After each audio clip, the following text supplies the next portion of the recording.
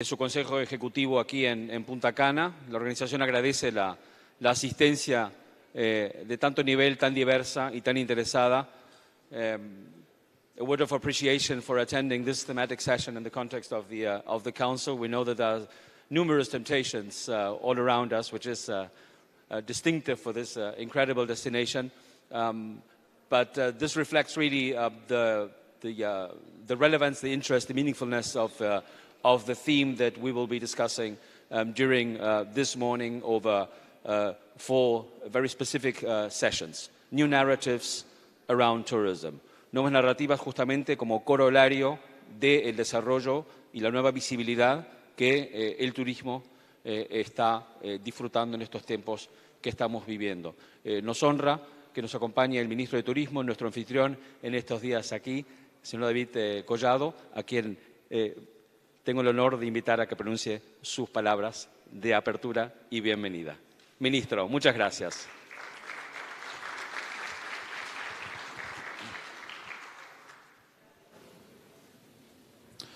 Muy buenos días a todos. La verdad es que no sabía que tenía palabras hoy. Excelentísimo señor Surat Polilikashvili, secretario general de la Organización Mundial del Turismo, Su Excelencia, ministro de Turismo y jefe de delegaciones aquí presente, embajadores, honorable señor Aníbal de Castro, embajador de la República Dominicana ante la ONU. Quiero destacar la presencia de la directora del periódico Diario Libre, la señora Inés Aispún, para quien pido un aplauso.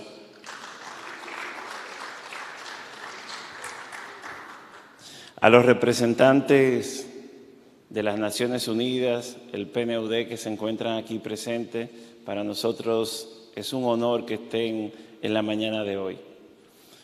Mis palabras serán al cierre. Creo que es una mañana prometedora, donde profesionales del área de la comunicación, de estrategia, de marketing, del turismo, estarán hoy presentando las diferentes estrategias que se están utilizando en el mundo para seguir encaminando el turismo. En nombre de la República Dominicana quiero expresar que ha sido una jornada exitosa. El primer día con el seminario de turismo sostenible y el respeto al medio ambiente en la República Dominicana. Ayer, en nuestra primera reunión del Comité Ejecutivo de la Organización Mundial del Turismo, la primera vez que se realiza en República Dominicana, fue una gran experiencia, donde vimos a diferentes países expresar sus pensamientos en las diferentes problemáticas que enfrenta el turismo a nivel mundial, como es el cambio climático, un turismo sostenible y amigable al medio ambiente.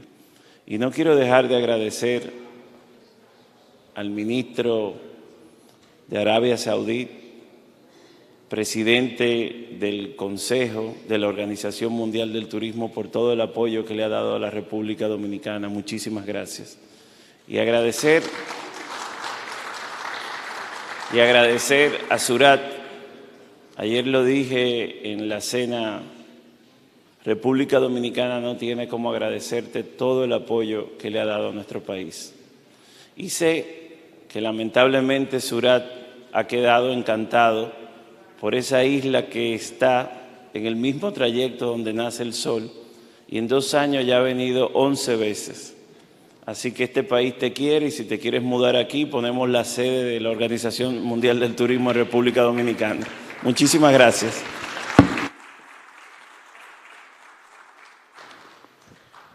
Muchas gracias, ministro, por recordarnos el recorrido que nos ha llevado hasta estar aquí el día de hoy. Es un honor presentar al secretario general Surat Polilikashvili para sus palabras de bienvenida. Y secretario general, le recuerdo que después continuamos aquí en el escenario 5 minutos más.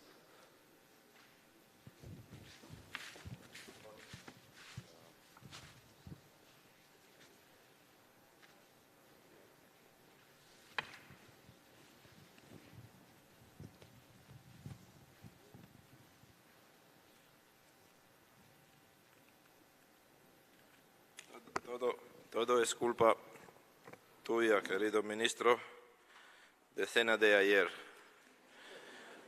Todos no queremos trabajar hoy, nadie.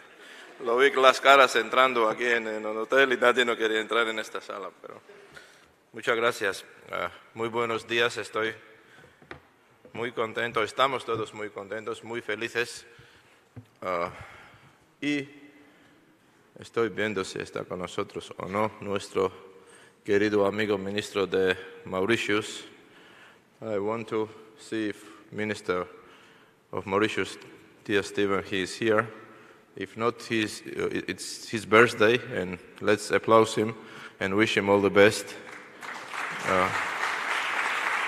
I think it's not the best place for birthday to be here. It's much better to be outside, and I'm sure that he's enjoying his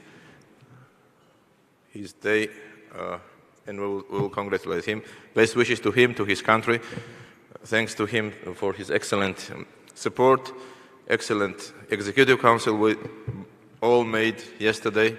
Dear Chair, dear friend, Your Excellency Ahmed Al-Khatib, thank you for your leadership. Thanks to all your team. I want to thank to our hosts who made us very tired of hospitality these days, and it never stops, you know. And of course, I want to thank to my team, my colleagues, working very hard to make this Executive Council so nice and so productive. The thematic session of today, I don't know in which language I'm speaking.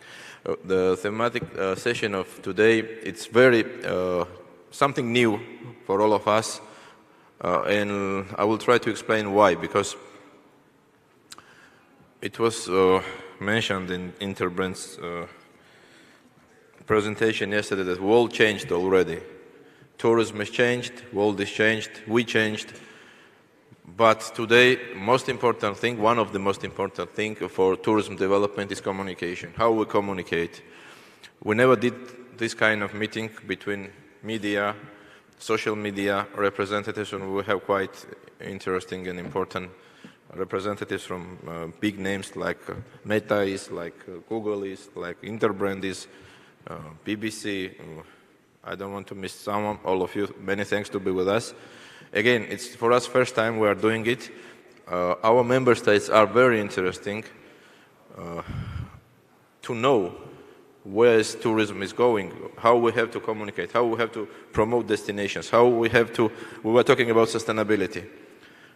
If we don't communicate well and if we don't give strong and clear messages to tourists, to ourselves, to our kids, we will not come to the Agenda 2030 or Agenda 2050 or whatever is it. So these kind of meetings, and I asked Marcelo, and we want to make it to create a network of all heads or all departments of communications of all member states. First of all, it will support and help to promote our activities like UNWTO, also each one of our member states. The second, we will, as we do, we will learn a lot of things from each other, and then we will become much stronger than we are. So thank you for this another successful meeting. I'm sure that we will have interesting discussions.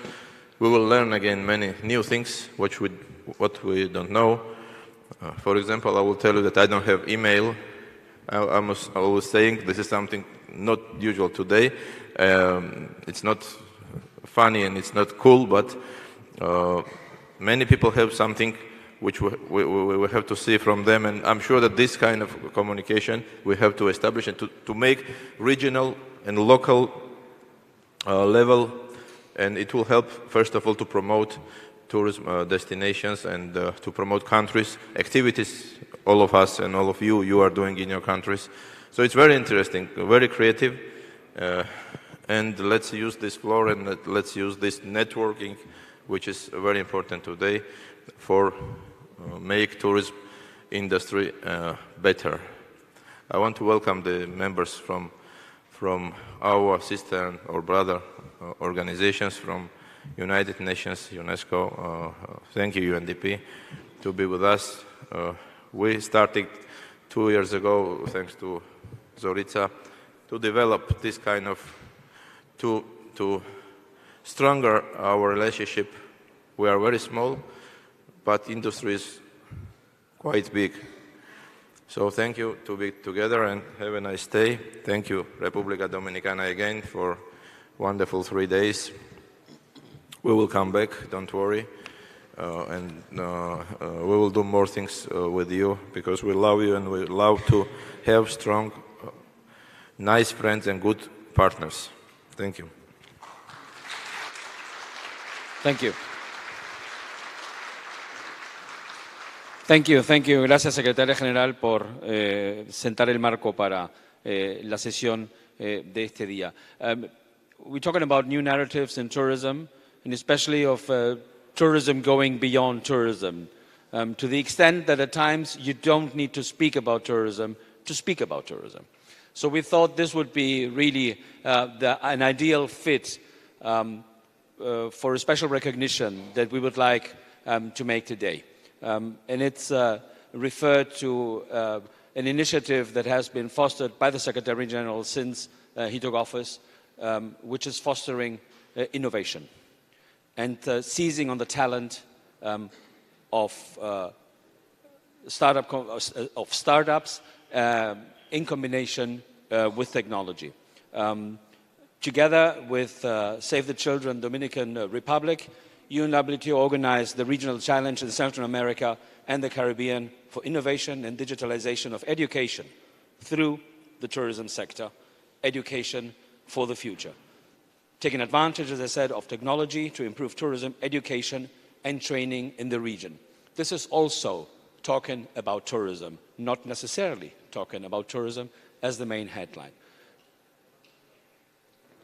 Contamos justamente con los ganadores de esta competición de startups y contamos también para la entrega, y le voy a pedir al Secretario General que se nos junte con nosotros de nuevo aquí en el escenario, y invito a la directora ejecutiva de Save the Children de la República Dominicana, Álvaro Rodríguez, también que nos acompañe. Gracias. Señor Rodríguez, adelante, Secretario General, y aprovechando que tenemos obviamente a nuestro anfitrión, sin el cual nadie de nosotros estaría hoy aquí.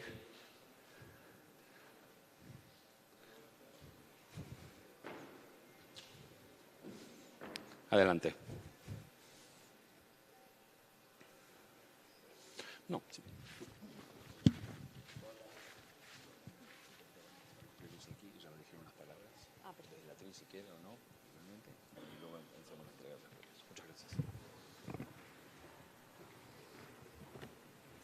Muy buenos días a todos y todas, ministro David Collado. En nombre de Save the Children, República Dominicana, y en nombre de nuestro presidente, el señor Juan Tomás Díaz, quiero agradecer al secretario general de la Organización Mundial del Turismo, ZURAP, a Natalia Bayona, que no nos acompaña, por haber propuesto esta iniciativa y por haber confiado en nuestra organización para el desarrollo de este reto, Educación para el Futuro, el primero de este tipo realizado en América Latina. Combinar el turismo con la educación es una oportunidad de unir sectores en beneficio mutuo, apoyar a jóvenes emprendedores del sector turístico que además tengan una visión social para apoyar la educación representa una experiencia sin precedentes, más cuando estos jóvenes son centroamericanos y caribeños. Queremos extender nuestra felicitación a los 4 ganadores de este reto, cuyos proyectos han sido seleccionados entre más de 100 participantes de América Latina y el Caribe. Para nosotros, la mejor inversión que podemos hacer en cualquier país es la educación de nuestros niños y niñas. El país que tendremos mañana es el reflejo de nuestra niñez de hoy, y a esto pueden contribuir todos los sectores, como representa hoy el sector turístico también. Muchas gracias.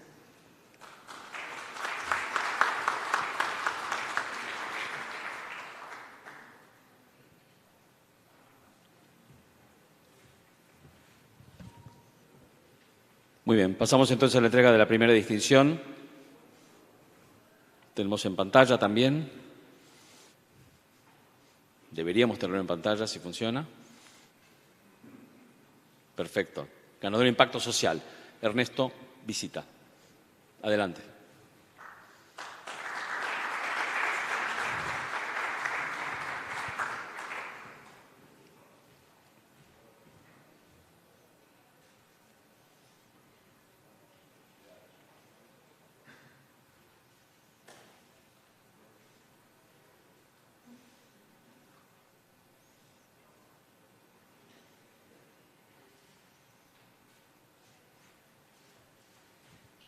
Muchísimas gracias. Pasamos a la siguiente categoría, por favor. Fundación Agua y Tierra. Felicitaciones.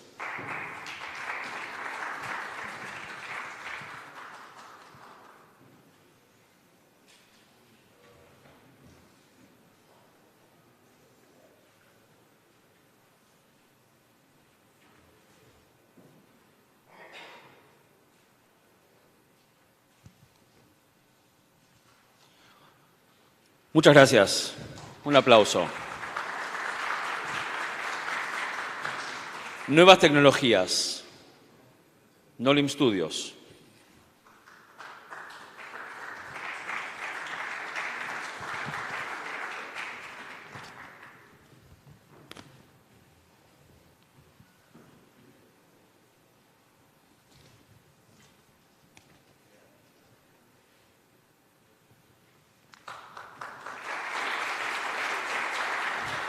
Muchísimas gracias. Y concluimos también en la categoría Nuevas Tecnologías con Sport Town. Muchas gracias y gracias por felicitarlo con un buen, cálido aplauso. Gracias.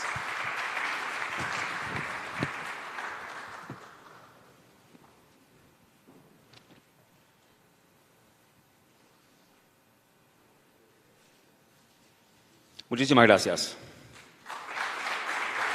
Bueno, gracias nuevamente, gracias secretario general, gracias ministro, gracias Save the Children. Por supuesto, secretario general. No, I just wanted to explain what we did. I mean, we gave the prizes, but what are these prizes about? 2 months ago, we announced with the minister the competition to attract on the board the talent from Dominican Republic, and our dear colleagues, dear friends, they are winners of this competition. That shows that Dominican Republic has a talent to export, and we are ready and we are here, and this recognition is to help them to give their knowledge to other countries and to other member states. That's it. So, congratulations, enhorabuena a todos y les deseo. Y tenemos que repetir, querido ministro, yo creo, este tipo de iniciativas porque tenemos que traer más jóvenes con nosotros, más ideas y más startups en turismo, por eso estamos aquí. Perdóname. Gracias. Gracias, gracias secretario por aportar más contexto.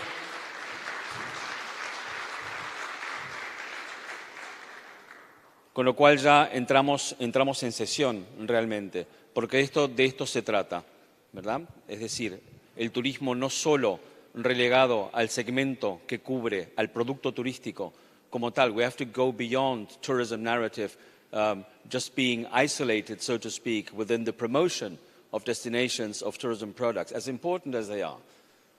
But we see here that tourism has many circles of influence and of interaction. And tourism is also at the end of the value chain of the whole development process. That's why not only is UNWTO specifically directly linked with curating items within the global goals, but of course we tick many boxes. Tourism is a result. Tourism needs the infrastructure, needs the education, needs the sustainability, needs energy management, water and so on. This is why I reiterate, you don't need to necessarily talk about tourism to be talking about tourism. Today's session has 4 legs. The first one will be, and the Secretary General already referred to this, we were talking about how do we brand, how do we position, how do we innovate how tourism is communicated, both from a branding and commercial aspect, but also to the broader public. Why? Because the pandemic made it clear. Tourism's relevance became clear due to its absence. This is when tourism awareness beyond the normal sphere of tourism became much more important, both at the political decision-making level, at the investment level, and naturally at the media level. Interbrand will be part of the first session where we will address these topics in conversation also with a specialized journalist. I think we can have the first, that's them, who'll be joining us here. The second segment, we are privileged to count on Instagram and Meta as partners. It's curious, and then again it's not, that Instagram embraced actively tourism at the height of the pandemic. This is when we started to work with Instagram, and UNW is extremely grateful for this partnership, which is so relevant and so important. A visionary approach, and we're talking technology, and we're talking new ways of involving not only the destinations, but also the users, not also the promotional boards, but also the ministries. So how do we enrich the narrative of tourism? The Dominican Republic is a world example of a tourism economy which has embraced tourism as a pillar of its development. And this has also a corollary in how it's positioned in the media. And I'll be honored to have a conversation with the leading newspaper directors of the country in terms of what lessons can we learn from the Dominican experience in how to position tourism beyond tourism. So tourism mainstreaming also, not only in the economy, but also in the media landscape. And finally, we've had, and thanks to the generous support by our host, the Dominican Republic, a group of media traveling the country over the past 3 to 4 years, ahead of the Council. They will provide fresh insights on what they see as a relevant tourism story. A broad sketch, few ideas to share with us and to exchange. We will try to make this as dynamic as possible, each segment. Time is never on our side, but this is not a bad thing.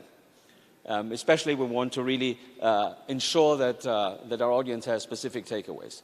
And then we will, if time allows, we will have, of course, we open the mic for interventions, for quick exchanges with the panelists. So without further ado, Pedro, Borja, Michael, join me up here. Don't be shy. You're not shy, guys. Exactly. And a warm round of applause. Thank you so much. Thank you. I want to sit here, if you don't mind.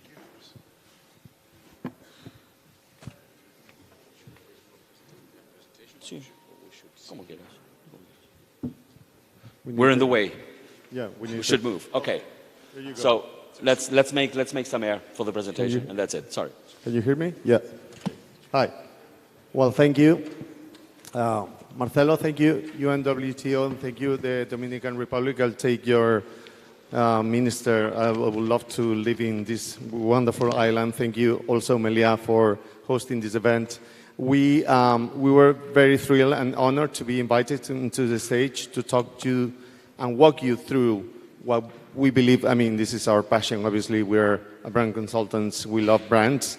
But we want to shift a little bit the perception around what a brand is, because, according to the theme today, narratives, we feel brands are much more than just a logo. Usually we confuse and we think about brands in terms of identity, but we feel narratives and storytelling is the one thing that brands need to do the best, and to offer immersive experiences. So we're going to walk you through what we have titled Future Brand Narratives in Tourism, okay? And how branding has changed and the world has changed after COVID. And yesterday we were talking about a reset in the world and how brands are also evolving in this context, okay? So today I'll be walking you through this presentation, and then with me we'll have a discussion with Marcelo, Michael, and Pedro around some of the subjects that I'm going to be tackling with this presentation, okay? So bear with us.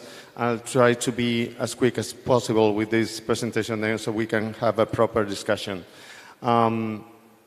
Interbrand, well, yesterday we talked about that. I'm not going to stop here a lot, but basically we coined the term branding. We were the inventors of this, and we've been around for many years. So this is just to tell you that we love brands. We have been around. We have been working with brands in many industries. And today we want to talk to you about the industries and how brands are competing outside industries more and more, and the brands that are performing better are the ones that are breaking the boundaries of industries. So we, as I said, been around working with many sectors, but especially obviously with, here are a few examples, whether it's a destination, a city, a museum, a country, a region, a province, destination brands and tourism brands have many faces.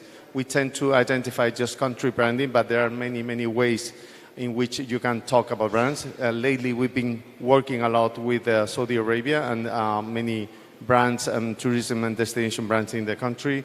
So we're going to use some of the examples to tell you how we are evolving in the way we work with brands. One thing is for sure, brands have never been as important as today. We in Interbrand like to talk about the brands have gone through different ages. We at the beginning was a matter of identity, then brands evolved into being a valuable asset, and we invented brand valuation. We also stepped into a different era where experience brand was in the experience was the one thing that we started to feel immersive, and brands started to create experiences that felt relevant to the consumers, and then evolved into the age of you. And this is when technology allowed the consumer to be empowered, so brands would shape their offer and their experiences around tailor-made experiences around the consumer, then consumer. So, as we like to say, at the beginning, brands were identifiers, then brands started to become valuable assets, then experiences, and then ecosystems. So, and this was in the past, and this is cumulative over time, but what is the next era? What is the next phase? Where are brands heading towards, especially after this reset that we just, and this disruption that the world has gone through?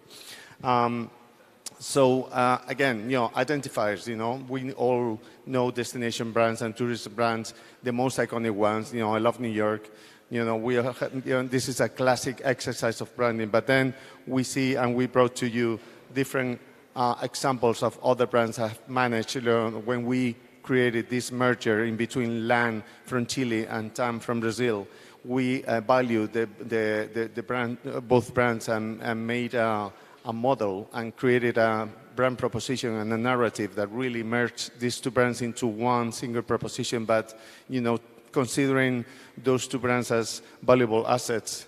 Then I'm sure if I show you this, you will think about one country, and this will be obviously New Zealand.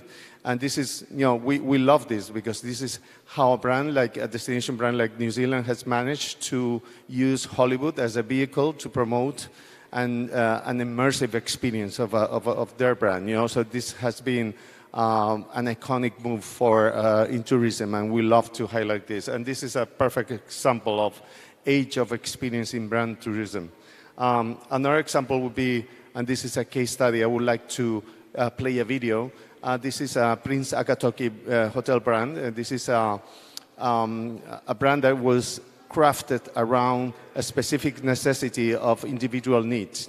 So in this hectic world where business travelers are moving in cities, they are looking for sanctuaries of peace, and leveraging the Japanese DNA of the brand, we created this experience. And I'm going to play a video now so you'll understand a little bit better the case study that perfectly exemplifies this age of you in branding.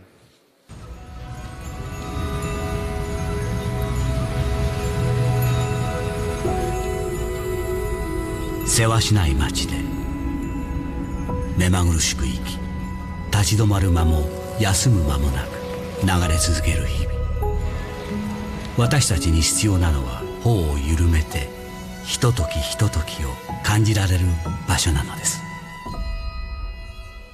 The name Akatoki comes from an ancient Japanese word for dawn, because dawn marks a new beginning.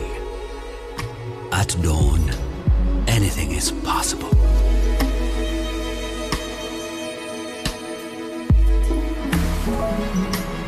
Our approach was simple. It was to share the best of Japan with the rest of the world. Japan's a really incredible place where design's evident in so many elements of daily life. The craftsmanship, that obsessive attention to detail, and spaces that were built to create a sense of quiet mindfulness. To bring that to life, we based our design philosophy on Fusuma panels, traditional Japanese sliding doors that literally move apart and redefine a space. What that means is when they open up, it's like an invitation for people to try something new.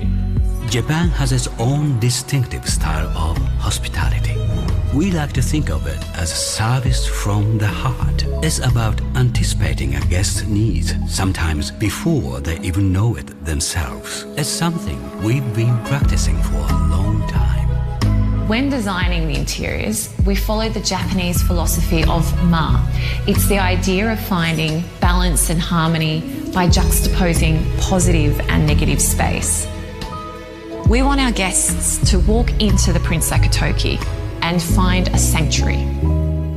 Our hotels fuse Japanese and local culture to create a luxury experience. And they're made for you. From the moment you arrive, you are invited to slow down, breathe, and re-enter the world, feeling new again.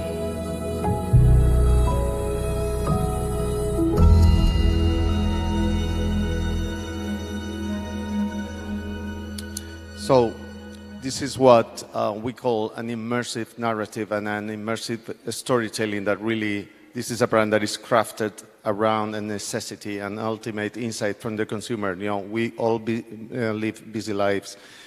Welcome to this Prince Akatoki Sanctuary of Peace, where we will celebrate the Japanese culture. You know, so this is what we call is branding. It's not so much about the name or the logo or the colors, you know, but rather the whole holistic experience that the brand is offering. So to our point before, you know, brands have never been so important, but however, what we feel is their role has changed dramatically. What we see now is that consumers are moving faster than brands. We see that the society, technology has allowed consumers to be ahead of brands. So companies and brands are a little bit lagging behind and trying to be to deliver things that surprise. And, you know, so that's the challenge for brands into the future. You know, how are we going to be able to surprise, to do bold moves, and to do things that will engage us with the consumer? So for that, we have coined this idea of iconic moves. You know, brands in the future need to make iconic moves that will keep them ahead of the curve and always surprising customers and being ahead of customers' expectation. And to the degree that brands are capable of doing this, they will be successful in capturing people's imagination and attention, right? So there are 4 effects to those iconic moves. You know, when we leap ahead of the customer expectations, we create a new normal, we force internal change, we create a monopoly window because we're going to be first movers, and ultimately we will drive extraordinary results. And a very good example of this is what we created for British Airways. Back in the day, having a flatbed on a business cabin was surreal, but now it's very normal. But this was an iconic move by a tourism brand like British Airways. You know, now everybody else followed, but then it gave them a window of opportunity and a monopoly window that will help them grow the business and be ahead of the curve, as we said. You know, another example we love, and we work a lot with Middle East and Alula. You know, it's a destination brand that are doing amazing things. You know, so the whole nature of the environment. I don't know if you've been there, but it's a little bit like Petra in Jordan. You know, so all these caves, you know, all these pristine environment, this virgin environment of you know, where you can submerge in the culture, and the way they are addressing this is a hotel by Jean Nouvel, which is carved into the stone. You know, this is how a brand is incorporating the DNA of the destination into the way they are developing facilities and infrastructures and hotels. So again, an iconic book by an iconic destination. So those 2 are good examples. So, but the question remains, you know, what's next in branding? You know, so what we feel is, and we tend to talk less about positioning, because if the customer is constantly changing and we need to be ahead of the curve, to which degree having a brand position made us a little bit static, so we should be something more dynamic. Brand should be less about where you stand and more about where you're heading towards. So with this mantra and with this philosophy, this is the way we work, and this is the way we feel brands should be innovating. We need to make sure that we understand where we're coming from and where we're going, and connect those 2 points and make and populate a trajectory towards an ambition with iconic moves that will keep us ahead of the curve and making sure that our brand is constantly relevant into the future. So this is the challenge for new brands, and those could be little narratives that will take us to the ultimate ambition that we have identified. And then we see a world with crisis. What we have seen, and after working with many industries and many brands, is that unsatisfied customer that is constantly moving and evolving is less and less reliant on governments, on the media, on NGOs. They don't trust so much the organizations they used to trust. So they're turning into brands as references, as we call, acts, as a reference of what the world should be doing. So they request from brands and companies to deliver and to give back to society something in return. So it's not only the brands need to grow their business, but what are you doing for me and what are you doing for societies? So in this, with this premise, at Temática we figured, what would be the next step towards the future. So this is when we launch this age of possibility, which would be the 5th age of the brand evolution. So brands as acts of leadership. So today brands need to be leaders, need to be inspiring, need to have a compromise with society, and need to deliver beyond just business results. So we have moved, as you can see, across time, and this is for the last 80 years. From brands being assets of marketing to assets of growth, and now assets of leadership. And this is quite important because it's a breaking point in branding history.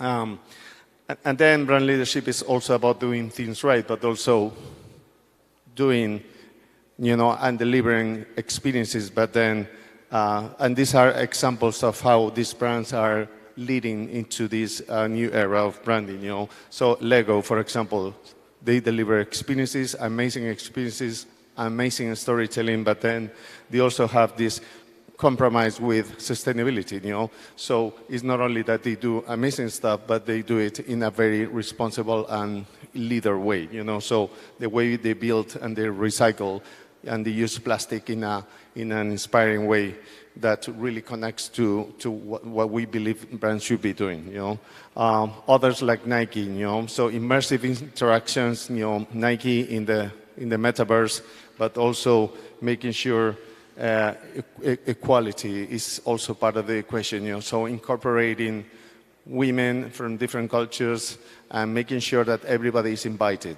So the brand again is doing amazing products and amazing services, but also having always this little bit of a compromise with the world.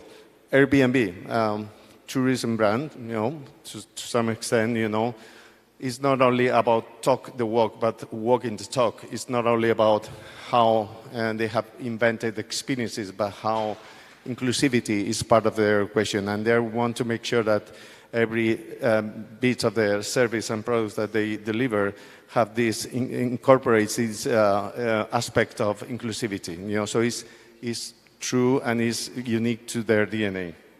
And finally, doing things right, like Apple, obviously. The example we all love of a brand, but also doing the right things, with security. So I give you the best technology and the best iPhone and the best products, but also I'm making sure that you're protected.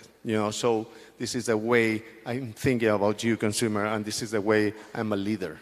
So that's how we see brands should be evolving. And so the question now is which are the future brand challenges and threats. So what we see, and this is according to Professor Linda McGraw from Columbia Business School, thinking that your major competition is within your industry creates major blind spots, and this is something that we have seen.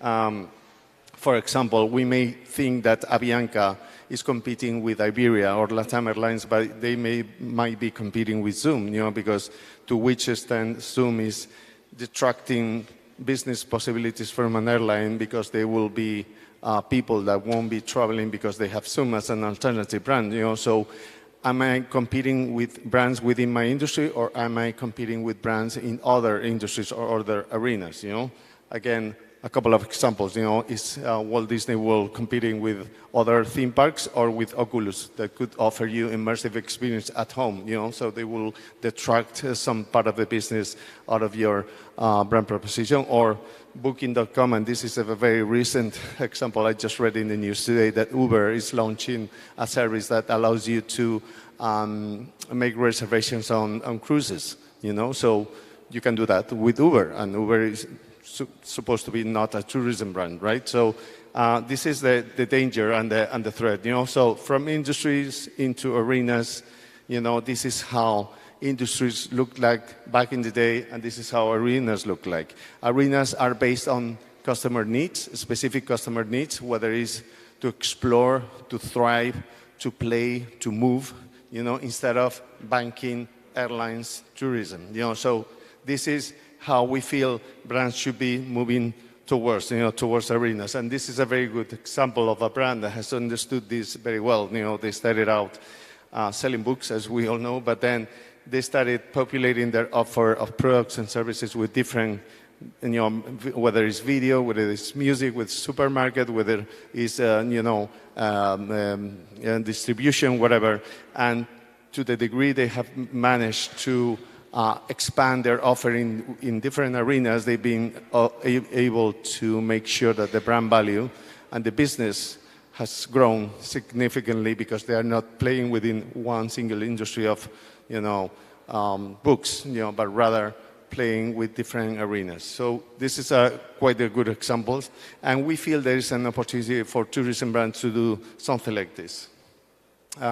So Explore would be the arena for tourism. This is the natural arena. What we see is that Explore has different aspects and definition. What we have defined or identified Explore is about lust of life. It's about Explore brands awaken, inspire, and fulfill our desire for the unknown. Explore is about being our most alive. So tourism brands is all about this, right? So we have identified 6 Explore brand narratives, and we have illustrated those 6 narratives with 6 examples of brands that we have worked with. So the first one would be, Explore brands are self-explanatory guides, that brands that help us explore clear, first and foremost, about the journey within. And this is an example of a hotel brand that we did in Patagonia in Argentina, but it has 4 destinations already, 4 hotels. What they do is they offer you very immersive experiences. Again, the hotel is completely embedded into the landscape, and they allow you to find yourself, to make the most out of your potential and the benefits. And what they do is they buy land, and they make sure that the land that they buy, they protect it. So this is how a brand like Explore is pushing for a narrative like, allowing you to explore yourself and explore the world around you. This would be one narrative. Another example of a very recent project that we did in Sydney. This was a rebranding for a harbour. Sydney is very dependent on the icon of the Sydney Opera House. So this client, this is another part of another harbour. How can we do how can we make a statement? So second narrative would be the power of storytelling. And this is how we have used the whales, as an iconic symbol and created narratives around that, and a museum of different whale tales that populate the space and give you and allow artists, 30 different artists, to tell the story about the harbor. So another narrative. Then also beyond interactions, brands can transform the standard interaction in moments of delight, discovery, and wonder. This is a very recent example from Meliá. I mean, this is one of our clients, and they had a partnership with Rafa Nadal, the tennis player. So they both together came and created and crafted a new brand called Cell, which really offers you immersive experience in the Mediterranean lifestyle. So again, it's more than a logo. It's more, it's how the brand is set up, how, the type of activities you find at the hotel, all these things. A fourth narrative is, time is competition. Brands that help us explore are ultimately competing for people's time, which is a tall order. So when we created this campaign, Britain is great. It wasn't only about the destination, Great Britain as a tourism destination, but also business. So it's not competing against other tourism brands, but also against other investment brands, right, or educational brands, because also Great Britain has the best universities. So we managed to create this ecosystem for the company. For the brand. And the last two examples would be this is the Discover. This is it offers a 360 experience. This is a points, loyalty program by GHA Hotels. So instead of giving you points, it will give you experiences. So you can redeem your points with experiences, and it was a success. It represents more than 600 hotels around the world. And what we did is we reinvented the narrative, so making sure it was quite immersive and really reframed the standards of loyalty programs for hotels and airlines. And lastly, last but not least, feel it. Brands that want to help explore have to start with how people should feel and shape their life experiences around that. We feel that Saudi Arabia is doing an amazing job and leading with brands that are really groundbreaking. How, from Saudab Peaks to Red Sea to Qiddiya to the Rig. I don't know if you are familiar with these experiences, but these are groundbreaking, and it's really interesting to see how these are crafted around specific needs of the ultimate consumer. So to summarize what we have presented, brands have never been so relevant. They are more important than ever. Their narratives need to be immersive. People want to relate to them like never before. Leadership is the new era of branding. People expect brands to be leaders, to give back to society, to have a positive role. The moves that brand makes, brands need to keep and be ahead of the curve, and need to be always surprising and fresh and new to be relevant and to stay relevant over time. Arenas, we're not competing in industries, we're competing in arenas. So let's make sure that we're looking to the sites and making sure that our competitor or whoever is taking business out of our business is not coming from the same industry but other industries. And finally, explore as the arena that is most relevant to tourism brands. Okay, so I'll leave it here, and I'll give you now the word to Marcelo, Michael, and Pedro, who will be discussing a little bit of these subjects. Okay, so thank you. Thank you.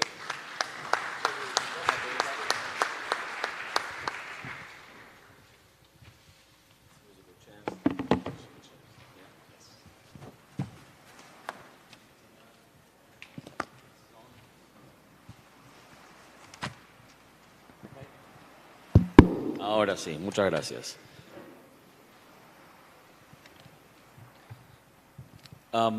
Enough Interbrand for the time being. Does it make sense from a media standpoint? What's your takeaway from this? When we're talking new narrative, You travel the world, you identify stories on the ground around tourism, package them, and hopefully position them. So where does this fit in? It makes perfect sense when you live in the media world and having sat through and have it explained in detail. But the challenge from a media perspective is, how does the media take this and communicate that to the end consumer? And I think that's the challenge. The conversation, the plan, the description there is excellent. And I love the fact that we finish with Explore, because that's what media want to do. But that's the challenge. And I think what brands need to do is understand what's happening in the media world. So from where I'm sitting, we've just entered stage 3 of travel media. So when I started 20 years ago in this space, the travel editor was king. The travel editor curated content, the travel editor decided what content was published, and destinations had to work with editors. Then 10 years ago, we entered stage 2, which was bloggers, and bloggers then, they were the curators, and everybody could create content, and it was an open door. All content was available. And now we're entering stage 3, which is AI, where there is no author anymore. So chatbots decide the answers or the content that's served to the consumer. So this morning I did a search on ChatGPT and looked for restaurants here in Punta Cana. I got an excellent set of results, but there was no author, there was nobody behind it, there was no curation, there was no editing. It was just content that was brought together by AI. Where it came from, nobody knows. Was it good or bad? I don't know. But that's where the consumer is going. They're going to start using chatbots. So Bing, for example, have already incorporated it. Google are catching up with Bing. So we're now in a stage where tourist boards have the challenge, which is, who's publishing this content? Where is it coming from? And can we engage with it, or can we manage it?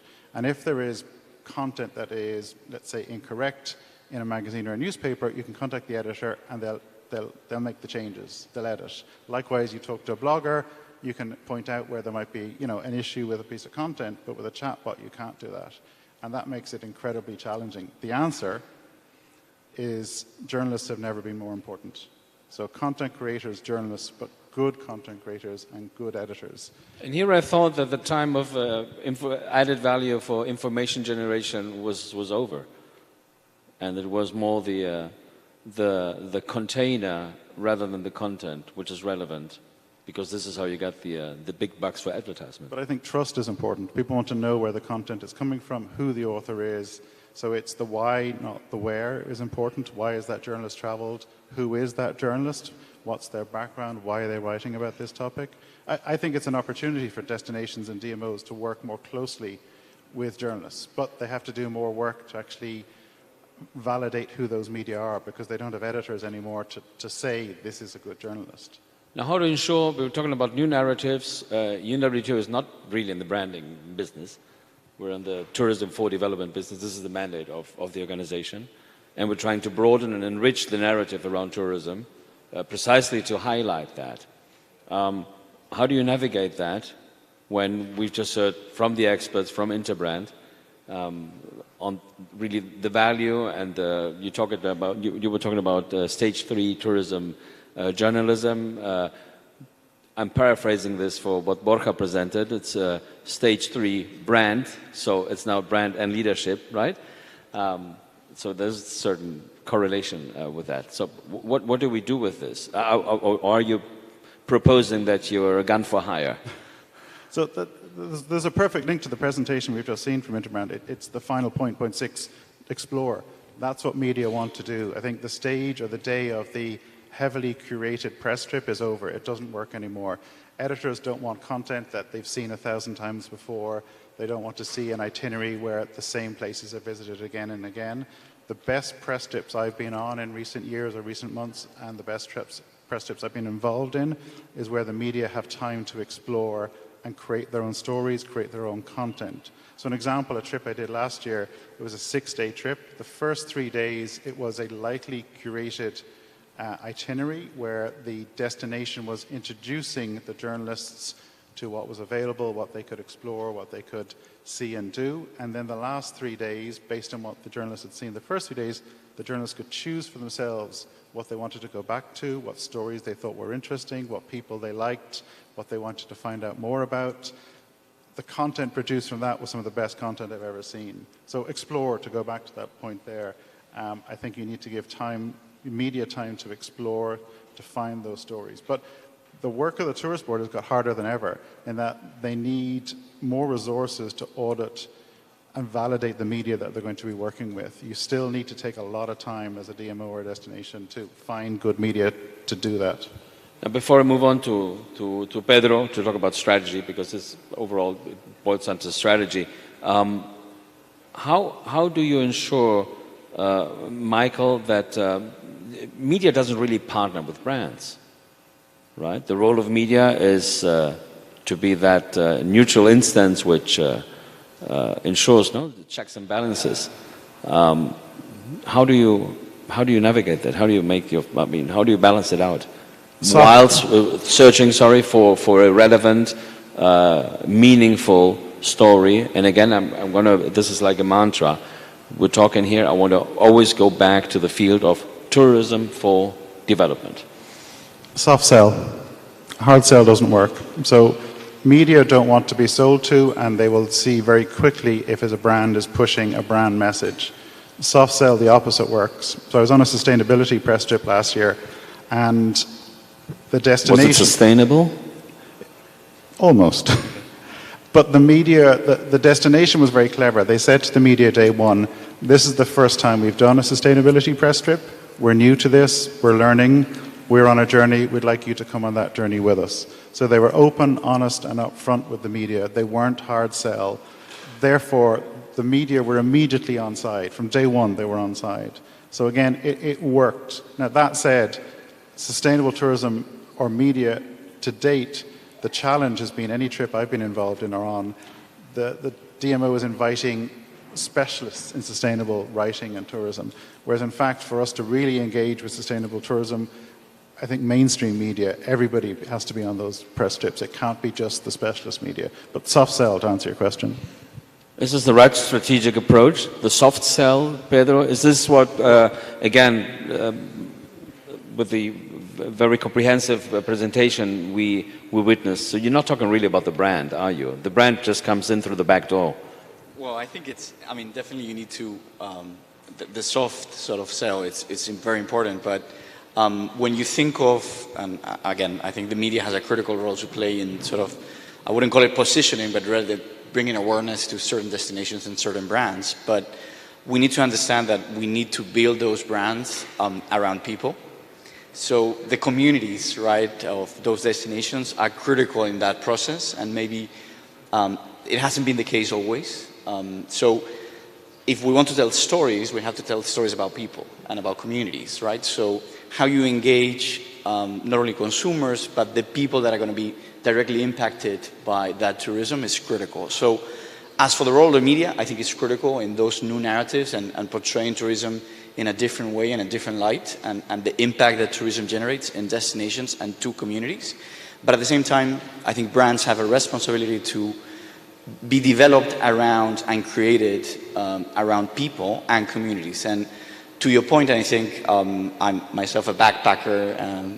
When I was studying, I had the opportunity to visit a lot of countries in Latin America, and what I think was most compelling of those destinations were the people, right? I was talking to a colleague from Mexico last night, and he was telling me about this industry in a village in Mexico that they do toys. And I think it was a fascinating story, but he told us it's not that well known, right? So I think brand is less about talking and more about doing.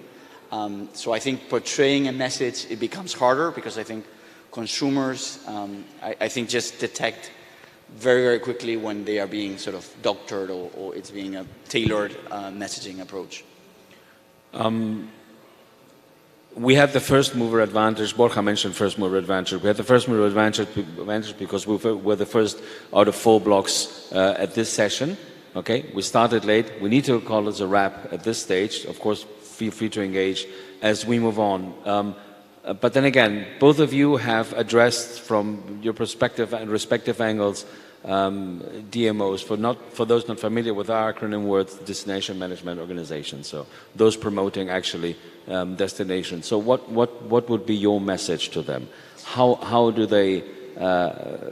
How can they engage in this in a meaningful way, in a relevant? I would say people first, right? Communities, people that are going to be working in the industry in your country, and consumers. And I think if you bring them to the table in defining those brands, you will be successful. If you're empathetic and you're able to meet customer expectations, not just from a demand perspective, but rather your value proposition, what you bring to the table has to be about people. And destination obviously has to be the weather, the sun, the beach. It's phenomenal, and Dominican Republic is the perfect example of that. But ultimately, and I would say firstly, if you want to develop a brand for the 21st century that is truly relevant, has to be about the people, through and through, end to end, people first, and then brand, because brands they need to appeal to everyone in the value chain, and that's critical. Thank you, Pedro. Before I'm losing here my papers, my notes, strategic notes. And to you, Michael, you mentioned media trips, which used to be one of the resources to really amplify the message. You mentioned what media trip you would attend, okay? When you can really craft the agenda, identify what's interesting. Which are the ones you would refuse? What should DMOs not invite you to attend? Because at times, and this is our experience in UNWTO, and this doesn't necessarily relate to tourism, but the freebie is not that attractive anymore. Free travel, accommodation, etc., that doesn't ensure any coverage at all. No. So, okay, having said that, so that's the wrong answer because I preempted that. What's the media trip you would not attend? So the really good journalists that I work with, or the trips that I go on, are the trips where it's solo travel. So the really good media who produce great content in great publications with great audiences, they're doing trips by themselves now. They're not doing the group trips anymore. There is still a place for the group trips, but the best examples and the trips that work the best are where you're asked as a journalist, what would you like to do? That's it, no more. And the journalist gets to curate, or at least engage and talk to the destination and say, well, this is what's of interest to me. This is who I am as a person. This is my heritage, my background. This is my voice, my audience. This is what I'm interested in. And the reason I go back to media being so important and dealing with the issue of AI, because it's amazing what's happening at the moment, is a chatbot or a chat tool or GPT cannot convey emotion or happiness or joy or an experience. They're getting better at it. I hope they don't get to that stage, but they are getting, and it's amazing what's happening. But I think only a good journalist can do that. And that's what sells. So in terms of soft sell, if a journalist is talking about an experience, an emotion, happiness, and people that they met, the brand benefits automatically without even having to mention the brand. So it's people first. 100%. Okay, Always. All right. So you can work for Interbrand now. So thank you very much. Thank you, Borja, down here. Thank you. Please, warm round of applause for Pedro and for Michael. And we move on. Next segment. Thank you. Feel free to just return. Leave the mics here. Thank you again. So it's people first. And if there is, talking about brands, if there is someone, a brand, an institution already, and it's become a verb, it's become everything, and it's related to people, and it's based on people, and we believe it puts people first, it really is Instagram, and it really is that connection. So what a coincidence that we have Instagram and Meta joining us here. So come on the stage. These are our two speakers. Yes, they should be here. There they are. Exactly. Pardon? You call the session. You shoot the video when you want. But okay, they'll be joining us soon here. And first they have a little taste of what they've been doing and how we've also been collaborating. Thank you very much. Podemos ir a mostrar el video. Gracias.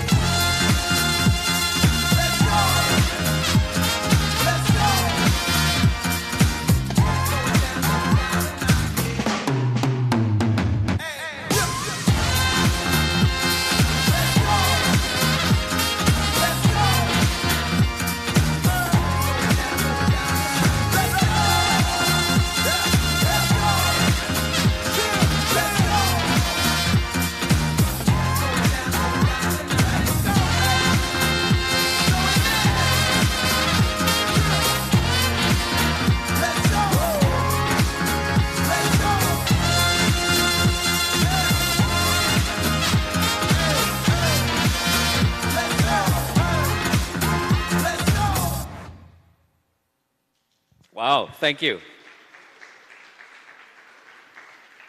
Don't stumble, Sharon. She's actually seeing the world through her eyes.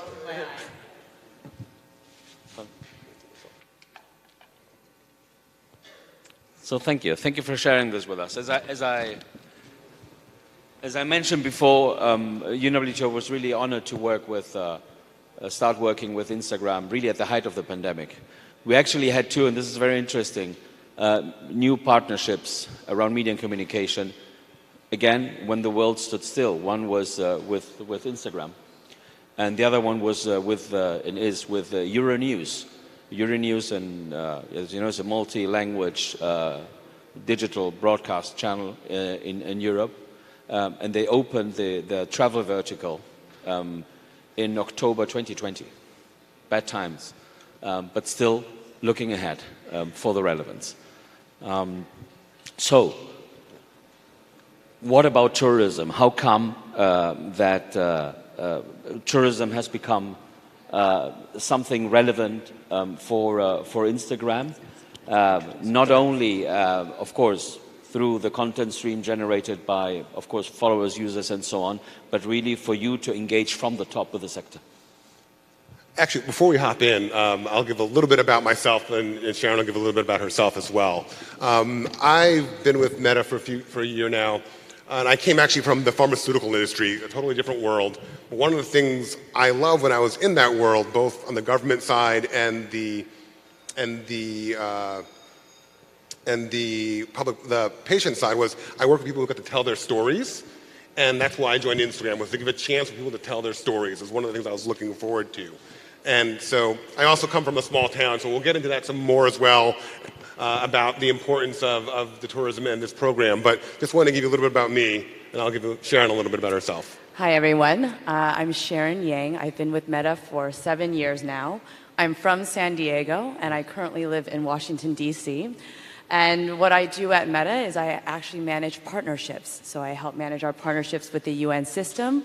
I actually manage a lot of our diplomatic engagement as well. So it's a pleasure to be here. I'm so happy that we have the privilege of coming to Punta Cana to represent Meta and Instagram. But back to your question, I'll let Ernest take that. Back to your question. Tourism has been a very important thing on Instagram. We've seen it growing. It is content people engage with. We have 2 billion people who engage on our platform, and tourism is something, and travel, that is right up there with our other important areas and that people engage with. It's up there with youth content, it's up there with parental content, DIY stuff. Tourism is very important. And on top of that, it's something that teenagers are really engaging with as well. A lot of our creators have a significant amount of teen engagement with their content, and so it's just somewhere we see growth, and we see the importance of our platform there and tourism to our platform.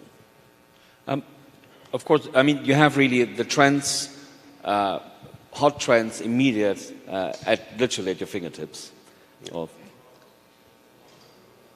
How has this been changing? What have you seen over the past 2 or 3 years? We all have the benchmark of the pre-pandemic times where we are.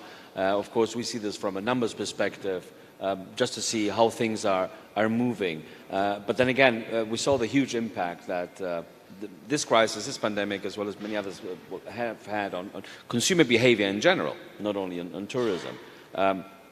Something new, something different? Is there a different world now than we see with what we saw before? And how then would you combine this, and what would you recommend, especially to those in the tourism sector, on how to really dive into that? I mean, we've seen several trends. One of the things we've seen is that the type of content that our creators are providing is shifting, and I wouldn't say shifting. There's new content and new additional types of content that are coming to our platform.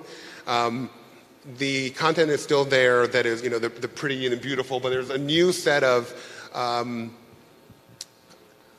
sustainable tourism, more information being provided about the locations by our creators, a shift towards It's like a whole new model of how people are interacting on the platform. Precisely. So if you look at Instagram pre-pandemic, it was a lot of travelers potentially sharing very beautiful, aspirational photos of places they want to go to, or like you say, I absolutely am inspired, I want to go there. But now if you look at Instagram, and particularly short form content, Reels specifically, you see that the content that people are sharing is much more informative.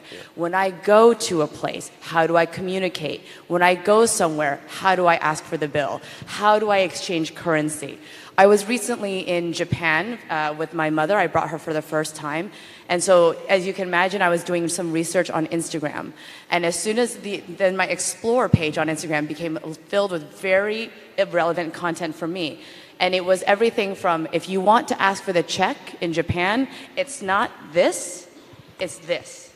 So it became very informative content versus, look at this beautiful place, go there. It's more like, go to this beautiful place, immerse yourself there. Immerse yourself in the culture. Learn a little bit of the phrases you'll need and the language that you'll need. So I think that's the biggest shift. Is not only is it from still images, but it's also to short form videos. And not just beautiful videos, but informative videos. So if you look on our platform now, a lot of the creators will start with the camera pointed to themselves, captions, so it's accessible for people who need to read.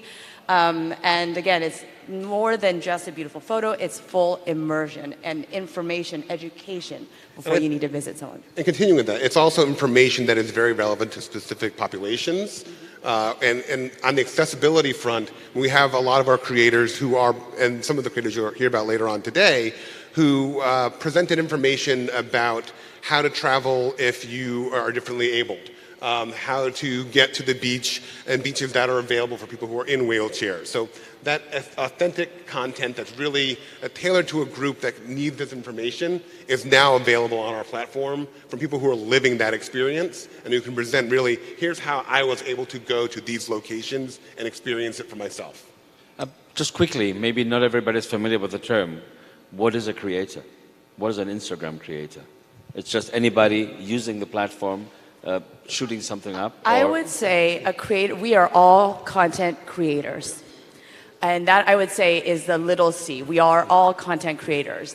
The big C, creators, as we define it, are people who actually do make a living using our monetization tools on our platform. So they actually can make, they are content creators as a profession. Yeah.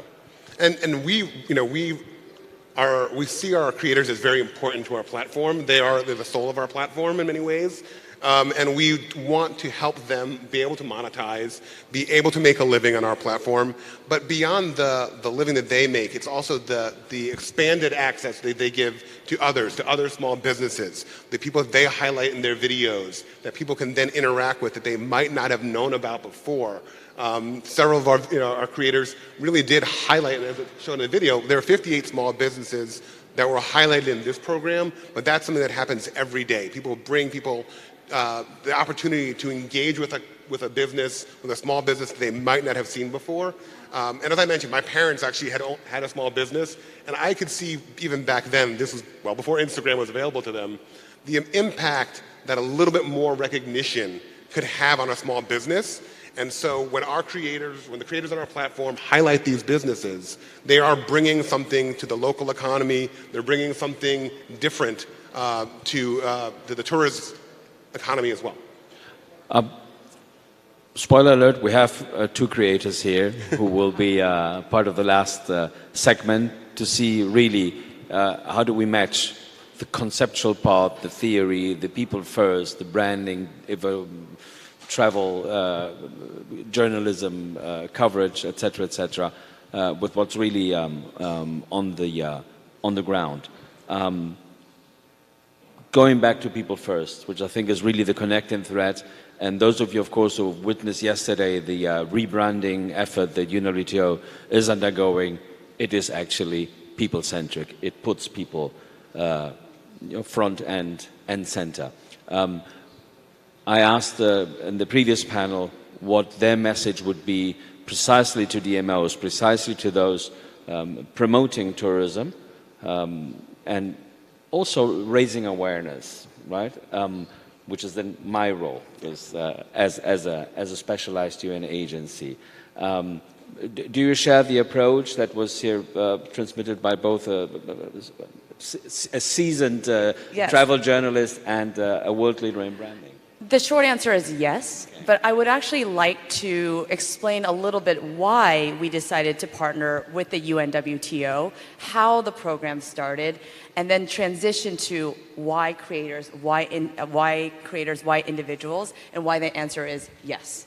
So, like Marcelo referred to, we initially partnered with the UNWTO during the pandemic era, where there was a lot of economic uncertainty, particularly in the tourism field. And you ask, why was this a priority for us? It's because actually UNWTO and Meta have very similar shared goals. We care about responsible tourism, we care about sustainable tourism, we care about technology, we care about innovation. So for us, during this economic uncertain time and tourism, we thought the UNWTO was a perfect partner because they have a very unique way of bringing people together, convening the most important stakeholders in this area, like this room, like this executive council.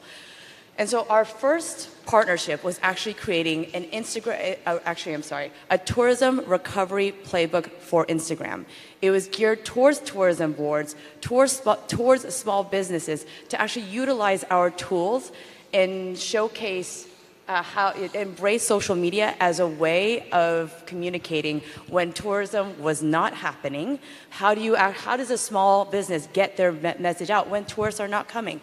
Use social media, use Instagram. So this playbook, which you can still find on UNWTO with an opening from the Secretary General, was that guidebook to help people. How do we use our tools in an era when tourism is non-existent to highlight some of those local destinations that potentially, when tourism does open it up again, I can re-engage with. So what you saw there was a program called, the next phase of our partnership was See the World Through My Eyes. This was actually a program putting our playbook to the test. We took our own playbook, our own advice, and said, look, we can actually do it ourselves. We can create content ourselves as well. So this is where we partner with UNWTO. We worked with 20 creators. As mentioned, 2 of them are sitting in a session later today, so you can ask them some questions and talk to them. 20 creators, and really worked with them to highlight hometown, hidden gems, local tourist destinations where they were. And again, this is a way that people could show content, pull back the curtain, hidden gems, and actually, wear these wearables and facilitate that type of content creation using wearables, which is also a cross-section of innovation and technology. So that's what this See the World Through My Eyes program really was. It was a way in highlighting how the individual is going to be very critical, and the personal experience is going to be very critical to tourism and future narratives on tourism. And when you look to individuals, it's a diverse set of voices. These creators have very diverse and different audiences. And so when you want to increase your reach, or if you want to think about how do I promote, how do I market, look to diverse voices first and foremost. So the personal experience and diverse voice. And if I could add on there, as you're looking at those voices, don't necessarily get caught up in the number of followers the creator has. I mean, it's not just the size of their following, it's how engaged their followers are. And a lot of the creators may have smaller, but very engaged audiences, and that also has a huge impact when those audiences are really paying attention to what those creators are putting out there in the world. Now, we're having here a host, the Minister of Tourism of the Dominican Republic. We have the Minister of Tourism of Guatemala. I believe we have also delegates from Morocco, and apologies if I'm missing out anybody I don't identify at first sight. So what's your very specific, very concrete message, contrasting how you normally see tourism boards or tourism ministries portraying themselves, right, in contrast with what we're talking here? People first, engaging creators, less is more, maybe? Size is always relative. What's the message to, what should they pay attention to given your vast experience, and again, I mean, you're in the control room. I mean, one of the things is to find those creators who are really excited about their location. I mean, there are people in small towns who really want to highlight where they're from. They want to bring the world to them. They want to share their experiences with the world. They want to share their stories. And I think that's something that, you know, that boards can really can tie into and use. Yeah, so I think there's a few very actionable ways in which you can utilize your own team, your own community, to be the best ambassadors for you. So you don't have to look very far. If I were to give some advice to tourism boards and ministries in terms of promotion, look in your backyard. Look at the community leaders and let them showcase and partner with them in sharing content, developing story, developing a narrative, first and foremost.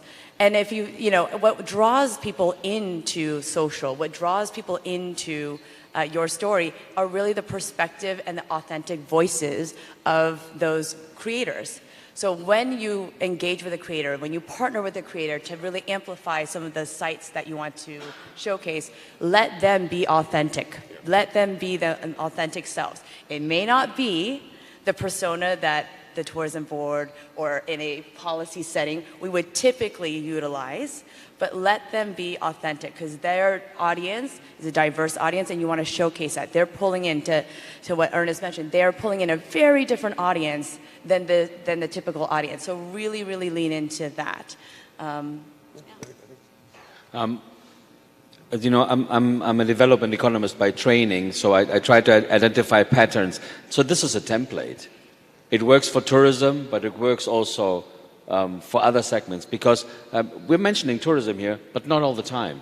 It's just a way how you approach, right, a certain topic and using at least your platform then to amplify the message. I'm saying this because I see there in the back, for instance, we have a delegate from CAF, the Development Bank for Latin America, who are involved in tourism from another perspective, for instance, right? So we are a cross-cutting sector. We as a UN agency, we don't sell tourism per se. We try to convey the message of why tourism is so relevant for development, and then comes the whole rest. Now, you were talking, of course, to addressing, for instance, Minister Collado and tourism promotion agencies. What's your message then to international public entities? Somebody like the UN, the huge family that we represent, or a development bank like CAF.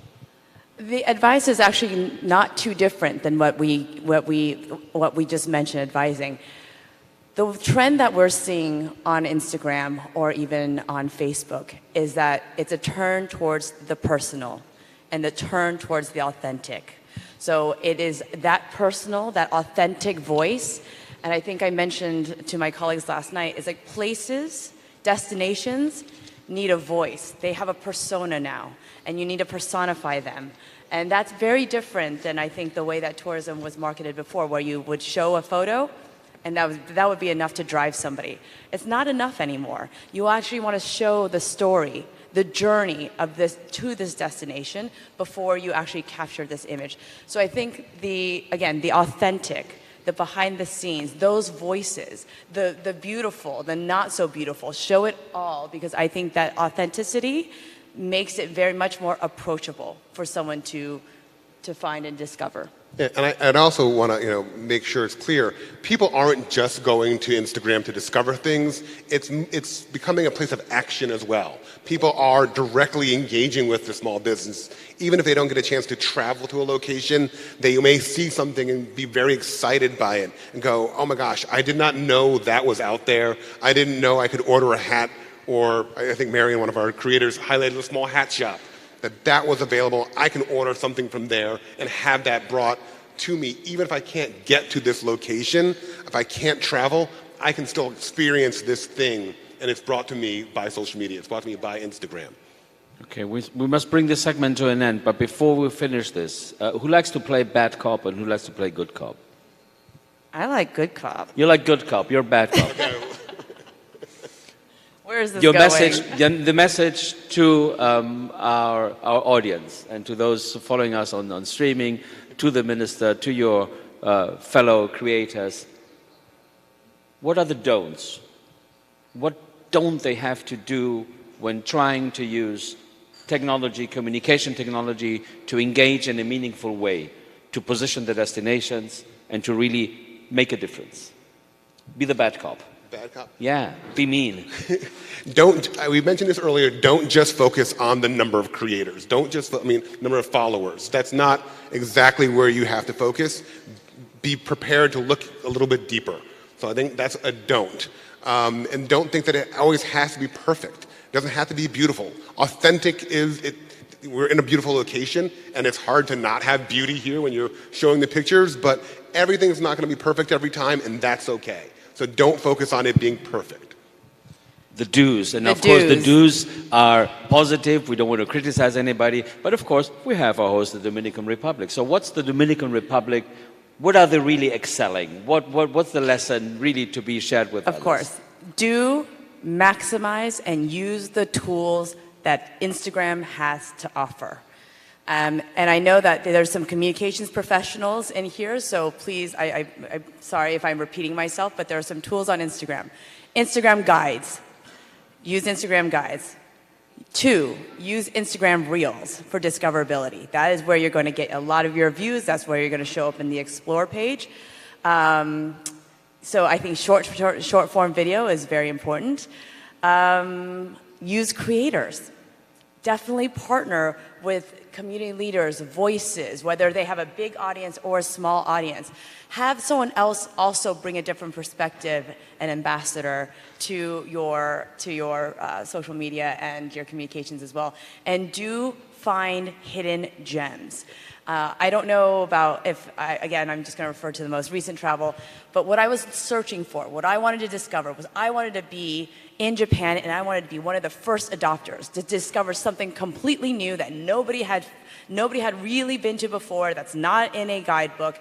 So feature the small hidden gems, because to your point, this is a great platform to amplify small and local businesses as well, which is why we also were very proud of See the World Through My Eyes, because it wasn't just beautiful content creation, it was also engaging with the local community, and in a time of, again, economic uncertainty, amplifying, drawing people to small businesses. So do that, because I think there's a lot of powerful voices, undiscovered voices, and really authentic voices that you can use. So use the tools on our platform, and I'll leave you with, whenever you do a video, as I've mentioned before, please use captions. I think that's probably one of the most important things. Use captions for any of our tools. So I will leave you with that. So thank you very much. From the really broad concept really to very specific recommendations, and we'll keep you posted on how our partnership evolves. We started with the Recovery Playbook. We're seeing the world through your eyes, my eyes, and let's see what comes. What's the next stop? Please, a warm hand for Sharon and for Ernest. You are dismissed. Thank you. Yes. Thank you very much. Bueno, necesitamos una silla más, por favor. Y vamos a cambiar, evidentemente, al idioma de nuestro país anfitrión. Aunque la introducción la haré en inglés, if you don't mind. We're trying to really shed light on the new narrative, on enriching, broadening the narrative around tourism from these different angles that you've been seeing this during this session. Of course, branding, which is key when we talk in tourism promotion, tourism visibility, and raising awareness, and how brands have evolved and their role. And we saw the evolution over time, and how they really also are putting people at the front and at the center. We moved on to, of course, technology, which is key to how we communicate nowadays, and how also tourism has been a new protagonism, especially in the world leader for all things visual which is Instagram. But we're talking tourism, of course, and narrative and how to raise that awareness in the public. And then, of course, we cannot omit and we should not omit the media. Y ahora paso al español, tanto para la audiencia, pero también para los intérpretes. Y quisiera invitar aquí, porque me parece que precisamente la República Dominicana tiene muchos ejemplos que dar al mundo y lecciones que aprender. Gracias, ministro. De cómo saquemos al turismo del armario del turismo. Es decir, cómo transversalizamos la narrativa turística y cómo hacemos un posicionamiento editorial del turismo. Vuelvo a hablar del turismo más allá del turismo. Tengo aquí quienes me acompañan. Los invito acompañados por un aplauso, por favor.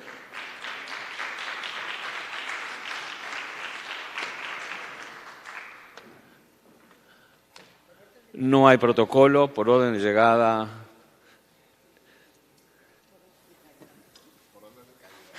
Por orden de calidad. Está muy bien, pero estamos a un mismo nivel. Para quienes no los conocen, obviamente, que son muy conocidos en República Dominicana, yo hasta ahora solo tenía el placer y el honor, obviamente, de coincidir con el embajador de la República Dominicana ante la OMT, pero me enteré que tiene un pasado periodístico relevante y hasta influencia en la vida privada de alguien más en este panel.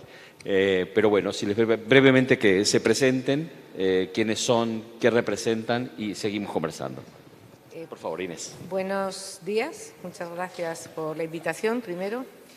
Mi nombre es Inés Saizpún, soy periodista española y ya dominicana, llevo más tiempo aquí que allá y dirijo el periódico Diario Libre que fundó el señor que está allá, que es Aníbal de Castro.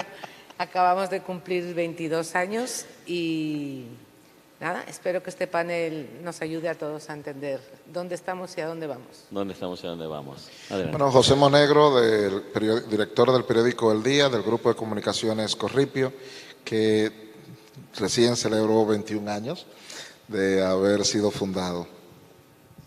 Y yo soy Aníbal de Castro, actualmente represento a la República Dominicana permanentemente ante la Organización Mundial de Turismo, pero arrastro conmigo varias décadas de periodismo muy activo que incluyen, tal como dijo Inés, la fundación de Diario Libre, que es hoy en día el principal periódico de la República Dominicana. Monegro lo acepta.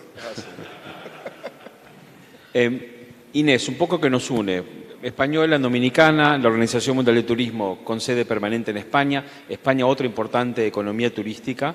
Pero yo no sé si existe una conciencia editorial sobre la relevancia del turismo, más allá del turismo. El turismo, obviamente, que es reconocido y se sabe. No quiero compararlo con países, pero ¿qué lecciones puede dar, en su experiencia, República Dominicana, justamente a otras realidades económicas y sociales donde el turismo tiene una incidencia tan grande? Porque ¿qué hacen ustedes bien y qué pueden mejorar los otros? Esa es muy difícil, ¿eh? Esa pregunta es muy difícil. Mira, cuando yo asumí la dirección de Diario Libre, decidí dar muchísima más importancia a la sección de turismo, pero queríamos superar una tradición del periodismo dominicano que había sido que la sección de turismo era sección de viajes, en el sentido prácticamente de publireportajes de hoteles que se abrían o de líneas aéreas y tal. Entonces decidimos hacer un grupo para... Una pregunta, perdón. ¿Por qué? ¿Por qué decidieron ese cambio? Porque el turismo es estructuralmente para República Dominicana una importancia en muchos aspectos. Empezamos a analizar y era no solo la parte turística en sí, de viajes, hoteles y esta economía, sino que veíamos que transformaba los pueblos donde se desarrollaba, era el cambio de urbanismo, el cambio de cultura de la población, el cambio de las infraestructuras que tenían que llegar. Entonces decidimos hacer un binomio de un periodista de economía y otro de medio ambiente. Ellos dos trabajarían el tema del turismo porque se estaba ya se estaba evidenciando que el turismo iba a ser el cambio de motor fuerte. Empezamos muy bien, pero luego llegó la pandemia y todo se cerró y entonces tuvimos que reformular todo otra vez. Pero ese cambio de aceptar el turismo no como unas iniciativas de empresas de inversión, sino como la transformación donde se instalan y la transformación puede ser del medio ambiente, del tejido productivo, de las costumbres y del urbanismo, era lo que nos hizo entender que había que hablar del turismo de una manera mucho más transversal. Y esto fue muy reciente. ¿Qué año? ¿Nos recuerda el año? En el 20. En el 20, o sea, Sí. anteayer. Hace media hora. Más o sí, menos, sí, hace sí, media sí, hora. sí, Perfecto. ¿La experiencia en el día cómo es? ¿Cómo tratan el turismo? ¿Es una nueva tendencia editorial en este sentido también? ¿Comparten ese enfoque? Bueno, muy buenos días. Lo primero que cuando me tocó entré como fundador del periódico El Día, como su director, con un director que era muy visionario, Molina Morillo. Y cuando yo empecé a tener alguna incidencia en el contenido editorial en mi condición de su director, una de las primeras recomendaciones que le hice, y el doctor Molina, el director de ese momento, la aceptó, fue sacar turismo de economía, de la sección de economía. Porque cuando teníamos turismo en la sección de economía, lo veíamos muy cifras, muy estadística, una visión muy economicista. Y empezamos a ver el turismo como algo transversal. Y por eso lo sacamos de una sección encasillada de economía. Y siempre en Vida y Estilo estaban los viajes, los plurireportajes. ¿Por qué sacamos el turismo de economía? Porque mucho antes de la pandemia nosotros descubrimos que el turismo es algo transversal. Siempre tenemos nuestros choques con la industria turística, porque también nos ha sido difícil entender, y que nos entiendan también a nosotros, que toda la actividad del país incide en el turismo. Incluso la manera en cómo nosotros abordamos los sucesos tiene una incidencia en el turismo. Entonces, quizá porque en mis inicios en el periodismo, quizá de las primeras experiencias que yo tengo fue conocer la zona turística del norte, Playa Dorada, que tuvo un momento de auge, y por razones sociales que la gente no entendía, tuvo una decaída, ha vuelto otra vez a subir. Entonces, como por ejemplo el comportamiento de los taxistas de la zona, que se veía como algo de transporte, contribuyó a que se alejaran los cruceros de Puerto Plata. Entonces, como uno tenía esa conciencia de cómo un país turístico, todo tiene que mirarse como parte del turismo. La estabilidad política y económica del país atrae gente. El abordaje de los sucesos atrae o aleja personas. No es que no publicamos todos los sucesos. Por ejemplo, en El Día erradicamos la sangre de la portada. En el periódico El Día no sale sangre en la portada. Salen los incidentes, salen las muertes, salen los atracos, pero no sale la sangre. No hay por qué poner la sangre. Entonces, le hemos dado siempre en El Día ese abordaje integral al turismo. Y tenerlo, ¿por qué sacarlo de la sección de economía? Porque el turismo es economía, indudablemente, y más en la República Dominicana. Pero también una aclaración, perdón que interceda acá, pero es sacarlo, o sea, excluirlo al completo o ampliar la cobertura, no, la presencia. Que sea transversal, porque aquí tenemos, por ejemplo... O sea, no limitarlo a economía. Por ejemplo, ayer ustedes gozaron muchísimo con los hermanos Rosario. Anoche gozaron muchísimo con los hermanos Rosario. Y nosotros tenemos muchísimas cosas. El espectáculo es uno de nuestros atractivos turísticos. El merengue, ahora la bachata, son atractivos de nosotros como país. Yo recuerdo que la primera vez que yo visité Taiwán, para yo explicarle a la gente de dónde yo era, tuve que decirle de Sammy Sosa Lam, o sea, la tierra de Sammy Sosa, un beisbolista. Entonces ahí la gente de una vez se ubicó en la República Dominicana porque nosotros no tenemos una zona turística en la República Dominicana. La República Dominicana es un destino turístico que tiene grandes marcas que se conocen, pero al final de la jornada es República Dominicana. Y toda la cobertura que nosotros hacemos incide de manera directa o indirecta en el turismo. Esa fue una política editorial que se comprendió perfectamente durante la pandemia. Sí. Ahí descubrió el productor de vegetales orientales de Jarabacoa, que los vegetales que producía allá en Jarabacoa, en la montaña, se consumían aquí en el sur, en el norte, en el este, en Punta Cana, en Bávaro, en toda esta zona. Ya la gente entendió realmente que el turismo era transversal y por eso el país se volcó a la apertura del país al turismo. Yo recuerdo que en mi condición de deportista también, montamos aquí en la zona la primera ventana de la FIBA, de la Federación Internacional de Baloncesto, del Mundial de Baloncesto. Lo montamos aquí para demostrarle al mundo que en plena pandemia se podía venir a la República Dominicana. Deporte aplicado a la promoción turística. Absolutamente. Muchísimas gracias. Ahora bien, Aníbal, tú has visto las dos caras de la moneda. Migraste del mundo de los medios y ahora, obviamente, cercano a la OMT a partir de diplomacia. ¿Dónde está la dificultad? ¿Por qué tantos medios de comunicación, por un lado, e incluso, no sé si a nivel de toma de decisión política, no se percatan precisamente de algo que es tan de sentido común para nosotros por lo menos? La transversalidad del turismo, o que no hace falta ser un periodista especializado en turismo para escribir sobre turismo, como es el caso justamente que vimos en el Diario Libre en el día. Te voy a responder la pregunta, Marcelo, con unas experiencias y prácticas. Algo de lo que me sorprende, ¿no?, en las diferentes actividades de la OMT en la que participo, es cuando los representantes de los países hablan de la necesidad de crear una conciencia sobre el turismo, sobre la importancia del turismo, lo que el turismo representa y crear pues esa afinidad con los temas, con la deontología del turismo que patrocina la OMT. En el caso de República Dominicana, el turismo no es solo una cuestión editorial, forma parte de la conversación nacional. O sea, a lo largo de los años, y yo soy el más viejo de los tres, yo he podido ver cómo se ha generado esa evolución, ese entendimiento, esa aprehensión del turismo en la República Dominicana. ¿Y qué ha pasado? Yo creo que lo hemos visto las ventajas del turismo en la práctica. No nos lo ha dicho nada, no ha sido una enseñanza pregonada ni mensaje lanzado por los medios, esa es la práctica. Y el mejor ejemplo es donde estamos, la provincia de la Altagracia.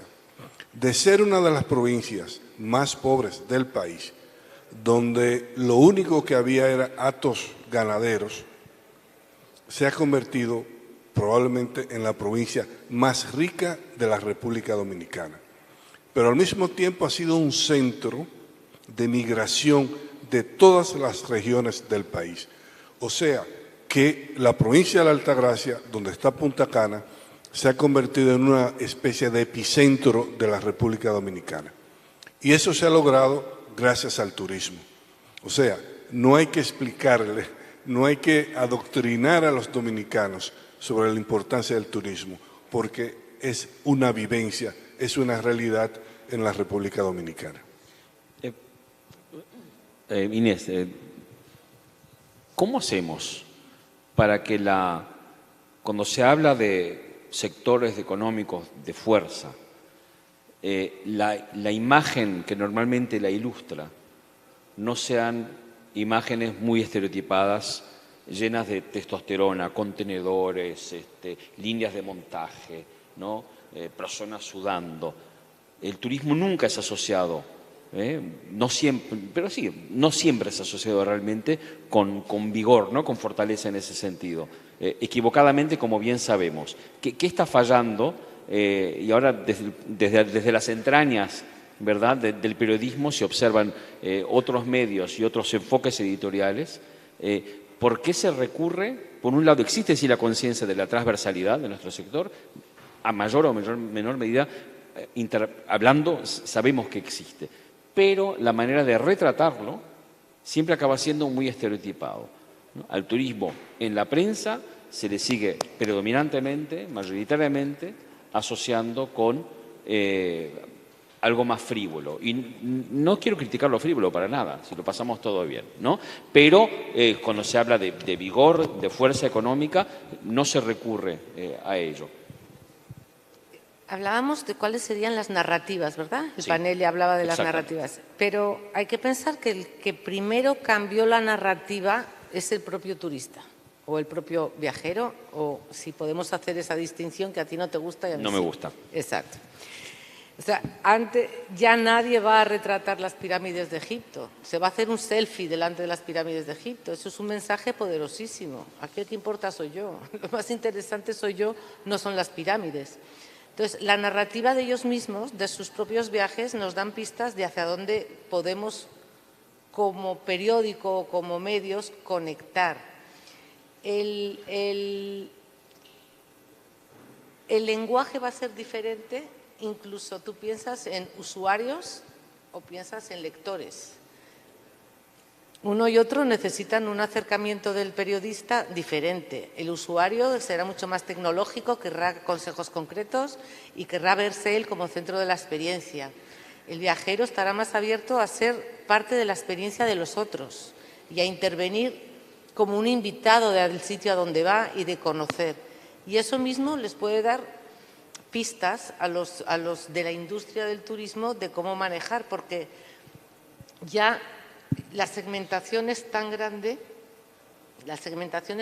que tú puedes hablar de grupos específicos a los que dirigirte específico. Si tú ves tendencias como la de que cada vez más mujeres viajan solas, pues tú puedes hacer muchísimas narrativas y muchísimas historias y muchísimos consejos que no tienen nada que ver para los que viajan en familia y quieren recuperar que sus hijos sepan lo que era la naturaleza. A ti de pequeño te llevaban al campo, ¿verdad? Pues ahora es una experiencia que hay que compartir en otro entorno. El turismo, ¿cómo representarlo? Si representas a la playa, obviamente te van a venir todos los que quieren ir a la playa porque es una maravilla. Pero ya tienes que ir pensando en representarlo con experiencias. Ir a Machu Picchu, pero ir a cocinar algo en Machu Picchu. Ir a las pirámides, pero ver otra historia. Y verás que los viajeros también son totalmente diferentes a los turistas. Los viajeros tienen una literatura de viajes que no tiene nada que ver con las guías para el viajero. O sea, las narrativas son infinitas. También tienes que contar la personalidad de tu propio medio y ver cómo las otras generaciones se están integrando en una misma redacción, se están integrando y ya van trayendo ellos mismos las tecnologías que nuestros lectores a menudo van por delante. O sea, nosotros como medios podemos ser también un escenario de encuentro en donde los turistas se compartan información. Al final, creo que hay que repensar en función de lo que ellos quieren y de lo que ellos necesitan, y te lo están diciendo. O sea, volvemos a lo que llevamos escuchando en la mañana, que es justamente colocar a la persona en el centro. Es que se ha colocado ella, ¿eh? Claro, claro, se ha colocado, pero lo hemos identificado. Lo que vale para el branding de Interbrand, lo que vimos antes con Meta y con Instagram, y también en la prensa general, precisamente. Si estuviésemos en un foro de medios, hablando con otros compañeros, representantes de medios de comunicación, obviamente dominicanos, pero en otras partes, donde los criterios editoriales, donde el turismo no tiene ese grado de presencia todavía, a pesar de que, vuelvo y repito, la pandemia, si algo demostró, es la relevancia del turismo y el alcance increíble del turismo. Otro ejemplo que se me ocurre de hace muchos años, muchos recordarán aquel volcán de nombre impronunciable, porque no hablo islandés, que estalló y que paralizó el espacio aéreo europeo durante una semana. Claro, noticia dura, difícil económicamente, a nivel personal, pero yo decía, desde el punto de vista de comunicación, y yo venía recién llegado a la OMT, nada mejor que un volcán islandés, ¿no?, para subrayar la importancia de nuestro sector que va más allá del turismo. Volviendo a lo que estamos hablando aquí, ¿cómo hacemos para posicionar justamente esa mayor relevancia editorial que tiene que tener el turismo, precisamente por su transversalidad? ¿Cómo sensibilizamos a otros medios, a otros comunicadores? Lo primero es tener conciencia de lo que implica, primero de lo que es el turismo y de lo que implica para el país. Me gusta mucho utilizar la palabra transversal, lo usé ahorita y lo vuelvo a utilizar ahora. O sea, cuando decíamos que sacamos el tema turismo de la sección de economía, es porque todo nos lleva al turismo y la industria también tiene que entender lo que todo nos lleva al turismo. Por ejemplo, algo muy anecdótico, y es que el primer cronista turístico que visitó América, quizás yo le haga esa pregunta y me dará muchísimo nombre, fue Cristóbal Colón. En el diario de Colón decía la tierra más hermosa que ojos algunos hayan visto, o se refería, por ejemplo, a las playas de la República Dominicana como tan hermosas que eran, que no era posible describirla con palabras. Eso está en el diario de Cristóbal Colón, no es una guía turística.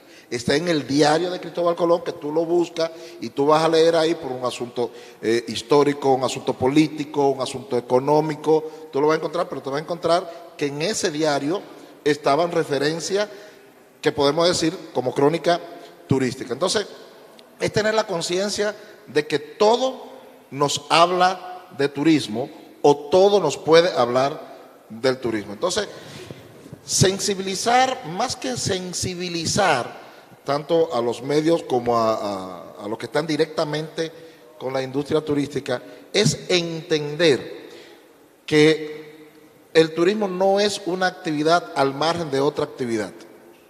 Yo no puedo decir, yo soy un periodista turístico. O sea, yo soy periodista y el trabajo que yo hago como periodista puede incidir positiva o negativamente en la industria turística.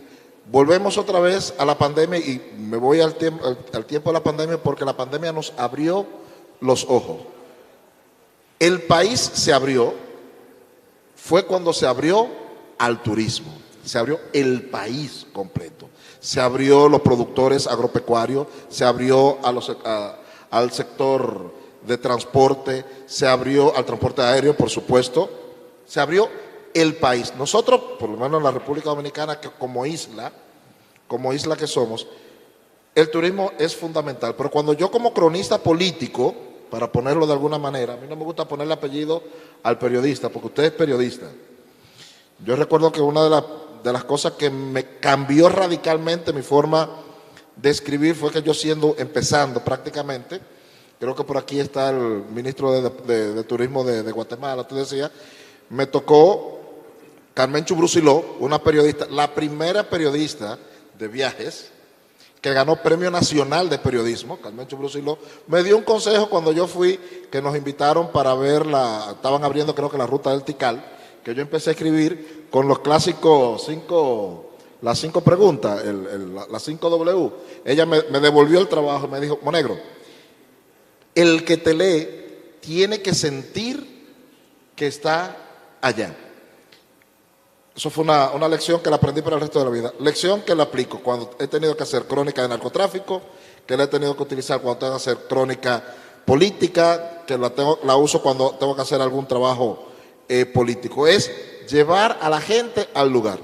Entonces, todo lo que nosotros hacemos en el periodismo, si no reunimos eso, estamos gachos. Entonces, sensibilizar a la prensa. Yo creo que la República Dominicana está conteste, y hablo de República Dominicana, está conteste de lo transversal que es el turismo, de lo importante que es el turismo. Don Aníbal de Castro, que está aquí con nosotros, no quiero ponerlo viejo, pero pertenece a una escuela de directores maestros. Aníbal de Castro, Rafael Herrera, Orne, que son muy experimentados. Son mayores que él. Y todos son mayores que él, ¿no? Y están muertos, además.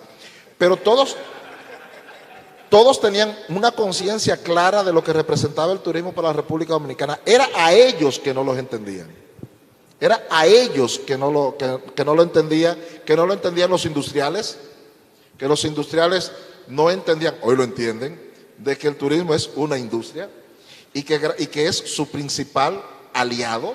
Hoy lo entienden perfectamente. El sector agropecuario hoy lo entiende perfectamente. El sector político hoy lo entiende perfectamente. Nosotros tenemos como ministro de Turismo a un político jovencito, bastante joven, pero político consagrado, y él ha entendido cómo se hace política pública desde el sector turístico. O sea, los medios ya están sensibilizados. Los que han estado involucrados en la actividad turística, como la conocíamos clásicamente, han estado sensibilizados. Y la pandemia obligó a que todo el resto del país se sensibilizara en torno al tema. Señor decano. Decano, ¿nos ponemos de acuerdo? ¿Es el decano? Excelente.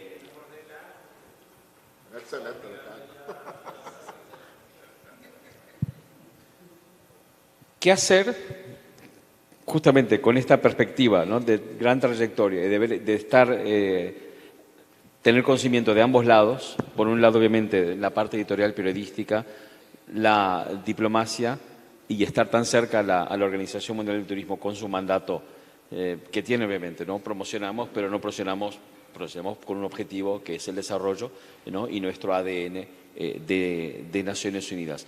¿Qué hacer para no perder esta ventana de oportunidad que la mencionamos recién, que supuso la pandemia para el sector? Porque con todas las ventanas se acaban cerrando.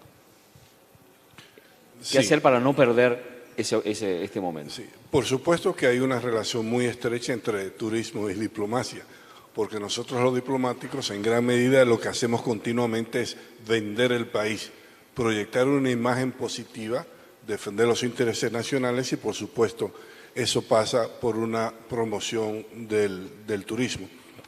Antes que nada, yo creo que para uno preservar lo que tiene que ser transparente, tiene que ser honesto y no tratar de forzar una imagen que no se corresponda con lo que es. Y también debe de cuidar la imagen que se proyecta en los medios de comunicación, no solamente acá en República Dominicana, que para el caso sería lo menos importante, sino sobre todo en el exterior, Y yo voy con el permiso tuyo, Marcelo, a torcer un poco el significado editorial para traer sobre la mesa otro medio de comunicación que yo creo que es muy eficaz, es un instrumento de primer orden para la promoción turística y para la creación de un branding de un país, y es el cine. Hace 3 días yo iba conduciendo en Santo Domingo y oí a alguien en uno de esos programas de radio que decía que la República Dominicana se ha convertido en uno de los 10 países del mundo más atractivos para filmar. Y era un detalle que yo no conocía, ¿no?, con esa exactitud. Y me puse a buscar un poco sobre el cine y la República Dominicana. Y resulta que películas que figuran de una manera protagónica en mi memoria del cine, mi interés por el cine, filmaron escenas en República Dominicana y yo no lo sabía. Es el caso de una escena impresionante en la película Apocalipsis Now, cuando hay el desembarco en los helicópteros y con la música de Wagner de las Valquirias y está este militar. Eso se filmó en República Dominicana. Parte de ese recorrido del barco, se supone que en Vietnam, es el río Chabón en República Dominicana. Y yo recordaba que ciertamente en los orígenes del desarrollo del turismo en República Dominicana figuraba el cine de una manera hasta cierto punto indirecta. ¿Por qué? Porque el principal resort en ese entonces, Casa de Campo, era propiedad de la Gulf and Western, que al mismo tiempo era la dueña de Paramount Pictures. Y no es casual que escenas de la película El Padrino se filmaran en la República Dominicana. Y no es casual tampoco que Francis Ford Coppola, que era el director del Padrino y también el director de Apocalipsis Now, volviera a la República Dominicana a filmar. Tenemos un estudio que es un dechado de nueva tecnología, estudio de sociedad con Pinewood de Inglaterra. Se está trabajando en otro estudio que con el actor Vin Diesel, que sería en el norte, en Puerto Plata. O sea que la República Dominicana tiene la oportunidad de presentar una narrativa hasta cierto punto nueva. Pero también gira alrededor del branding, porque el branding, decíamos, escuchamos esta mañana, alrededor de la gente. Pero ¿qué es más cercano a la gente que el cine? ¿Qué es más humano que las emociones? ¿Qué es lo que despierta el cine? ¿Qué es lo que lleva el cine? Son emociones, son emociones. Ojo, tenemos que tener cuidado, porque recuerdo perfectamente la primera vez que yo viajé a Europa, la película de Sound of Music tenía 10 años. Yo tomé un tour de eso que si es martes debe ser jueves, si es martes debe ser Bélgica, no, qué sé yo, cuántos países en 21 días en un autobús. Y el único latino era yo, todos eran norteamericanos y canadienses.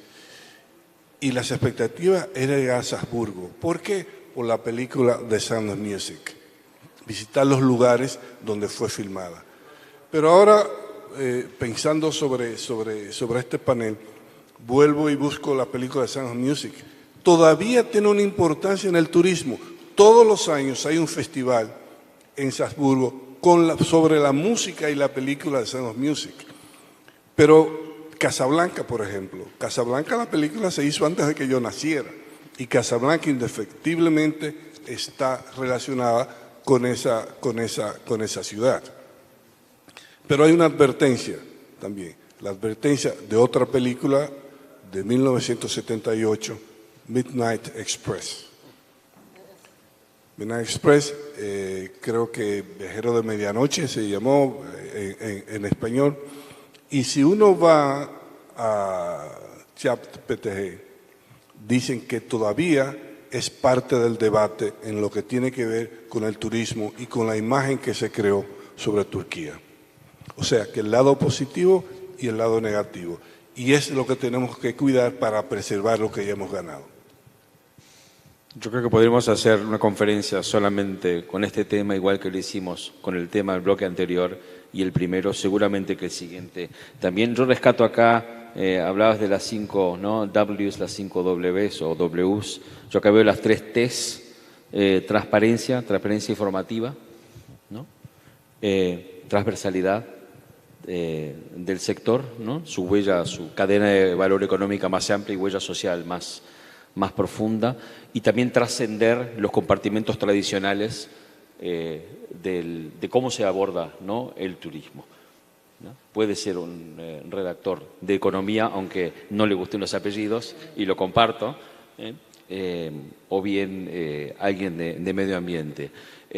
Decías que no me gusta a mí la distinción entre viajero y turista, pero ahí vuelvo a lo economicista. ¿Por qué? Porque a nivel de impacto económico, los servicios y lo que consume acaba siendo lo mismo. Da igual si lleva una mochila, como Pedro Zarzalejos cuando viajaba por América Latina, o que lleve una maleta Samsonite. Es una cuestión de actitud, no es una cuestión de forma. Es una cuestión de que el viajero mira más y el turista se divierte más él. Te lo digo porque incluso los Depende de las películas que vea y de las emociones que le despierte. Yo ahora que recibo muchos jóvenes invitados, tanto de España y de Estados Unidos, amigos, sobrinos y todo esto, ellos quieren que yo les vea como un viajero que viene a conocer República Dominicana, más como un turista fiestero. A eso voy, no tanto lo de la mochila y la maleta y el hotel y el Airbnb. Son opciones, claro. Es actitud ante el otro, no... No obstante, lo que sí destilo de todo esto es que volvemos a hablar una y otra vez más de la persona. Todo lo demás llega después. Me encanta que hables de Pinewood. Mi hermano viene a partir de fines de agosto aquí a trabajar con Pinewood unos meses a hacer una serie. Así que nada. Muchísimas gracias por participar.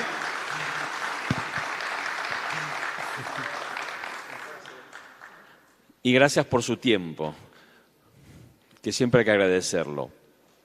Como decía, and I'm switching back to English, if you allow, we're going from macro to micro. We started really with a big framework of branding, rebranding, and how it has evolved over time, and the collaboration also with you and WTO. We then went on, of course, to how technology is helping the narrative and how itself it has evolved, and of course through the undisputed world leader in this area, Instagram and Meta, and how they have embraced tourism and why they have embraced tourism and where they see tourism evolving. And of course, the contrast with how media is portraying and identifying what's relevant and how to position tourism editorially. The connecting thread, as we have found out, is people. And talking about people, we mentioned the creators before. Let's see if what these creators have to share with us really coincides with what we have established until now. So please, a warm welcome to our two creators who have been traveling throughout the Dominican Republic over the past days. Por favor, un aplauso para que se animen a subir aquí con nosotros y a preguntar, what's the story? Creo que esta silla sobra. Chloe and Marian. I'm checking this if you like. Yeah, no worries. I have a mic. So we spread a bit, exactly. Se acaba de sumar la ministra de Turismo de Brasil. Only for information, this is the Minister of Tourism from Brazil who's joining us as well. So we're happy for that addition as we wrap this up with the final segment. Thank you very much.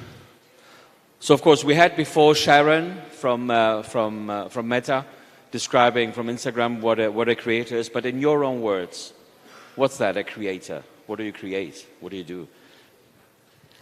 Well, as Sharon said, we're all creators. So I'm not different than you guys. I use Instagram to post stories, photos, reels, videos, but I'm doing it full time. So I'm doing it as my job. And that's maybe the main difference. I studied journalism, never worked as a journalist, worked in marketing, quit my job, became a full-time travel blogger and creator in 2016. When I quit my job, I thought, well, let's try this. Worst case, I'll have to find another job. And here I am 7 years later and still pursuing this full-time, so it does work. If you want to know why, ask me after, but it does. Does the same description fit to you, or what do you do? Yeah. How do you explain people what a creator is, and also reminding what Sharon shared before with the minister and with the other delegates in terms of look at creators and even at their profile, less than on just blunt statistics.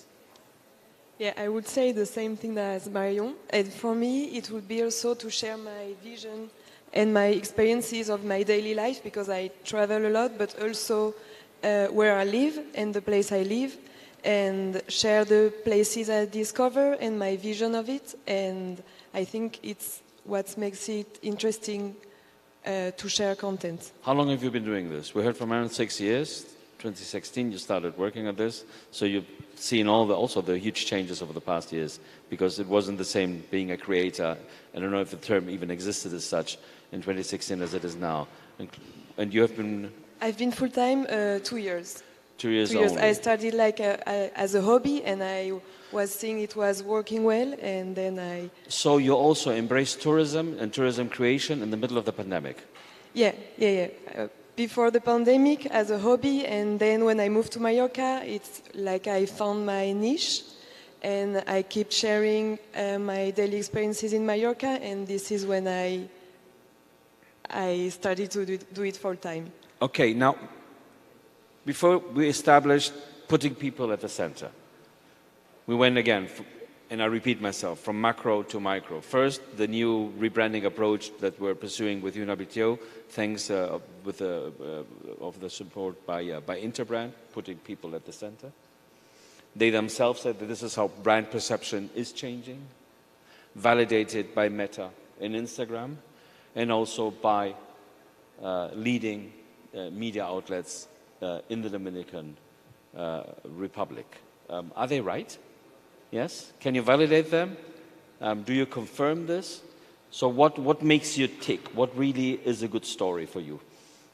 I think everything that has been said kind of reflects on what we do as well. So we do, as Chloe said, we operate in our niche. So it's very important for us to find stories that fit to our niche. So please do not invite me to a family resort. I don't have children. That would not work for me. I cover stories that are about female empowerment, wildlife conservation. That's the stories that I'm interested in. Then what Michael Collins said about giving us time at the destination to research, to create our content, that is very imperative. And then last but not least, I want to throw a word out here, which I don't know if you've heard before, but it's called co-creation. So do not sit in like a tiny boardroom and create your strategies around influencers and then go out and ask us if we want to join. But bring us to the table. Bring us into that room and co-create those campaigns together with us. Because then you'll have the best outcome. Because we know our niches best, we know our audiences best, we know the stories that reflect best. So please use that knowledge that we have in our, again, very specific niches. What's your approach? How do you create? What do you do? Transmit it. What do you need? And how can your work how do they make your work easy in terms of really getting out the stories and identifying the interesting contents? If you were to work, for instance, with the ministry or with the DMO. For me, the best approach is taking a destination that it's known, for instance, with Dominican Republic. When you think of it, you can think of palm trees, white beaches, but what I loved about this itinerary is that we discovered the other side of the country, and for me that is the good story. It's discovering lesser known places and sharing stories. For instance, we met incredible people with incredible stories, and for me that is good content. Maybe we want to show a few examples from what we saw during our pre-trip. So maybe, Alba, you can pull up the Chocolala. Oh, that's Alfa Laval. Oh, my God. You notice I don't speak Spanish. I think it's Alfa Val. Let's not fast forward that. Let's go back to the first image, please. I would like them just to explain briefly what we're seeing here. And just a reminder for the audience. We arranged, with the support of the Ministry of Tourism, a brief, but I think very intense itinerary ahead of the council. The idea was to broaden again the narrative around what's there. Not that, of course, that Punta Cana and the beautiful places that many, many people know around the world should not be promoted, but there must be more to the Dominican Republic than what comes to your mind immediately. There are other stories. Okay, so this was the idea, and hear from you, WTO, now a big thank you, of course, to the Vice Minister Carlos Peguero, who was instrumental in setting this up, and his great team, and the generosity again of the host, and really the open-mindedness in terms of really incorporating this focus for this exercise. And again, this comes fresh out of the oven, but I'd like you, yes, to explain a bit more, very concretely, but think really in social media terms, talking headlines and concrete takeaways for the audience. What are they witnessing here, and why is it interesting? And what is the relationship with tourism? Yeah, good question. So you said we are broadening the story, but I think we're also deepening the stories. It's going in depth and really, not just meeting people, but getting to know their backgrounds, getting to know their struggles, and also their solutions. How are they working to kind of alleviate those struggles that they have? And Chocolala is a great example. It's a female-led chocolate cooperative, so they produce cacao. And I realized that most tourists that come here to Punta Cana are not going to go there. We sat in a bus for like 6 hours to get there. It's a long trip. It was very worth it for us because it's a very interesting story. But I believe these stories need to be brought here as well. So we need to find ways to bring Chocolala to Punta Cana, to the resorts, have cacao ceremonies, make it meaningful, interesting, but connected to what your destination is really about. And I think there's great potential. I mean, they're selling their products at supermarkets now, so they're becoming bigger and bigger, but it needs to be connected to tourism better. What else? What other examples can you show us? Do we have more? Fire away.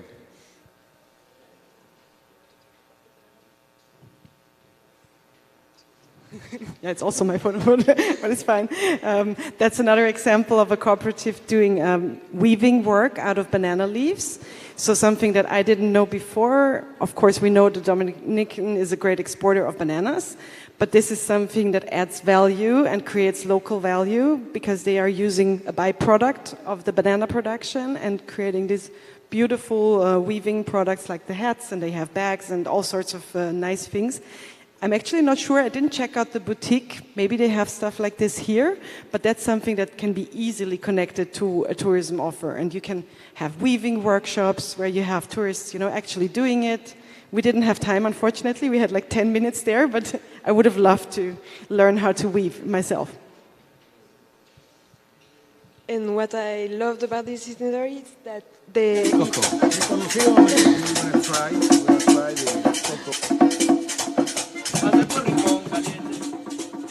So this was Hacienda Cufa, another local business we discovered during the trip. And for us, it was really the opportunity to give voice and to give visibility to causes and individuals that we met during the trip. So would you say this is tourism? Or is this agriculture, as we see from the images? Or is this, we had women empowerment, so is this gender issues? What are you covering?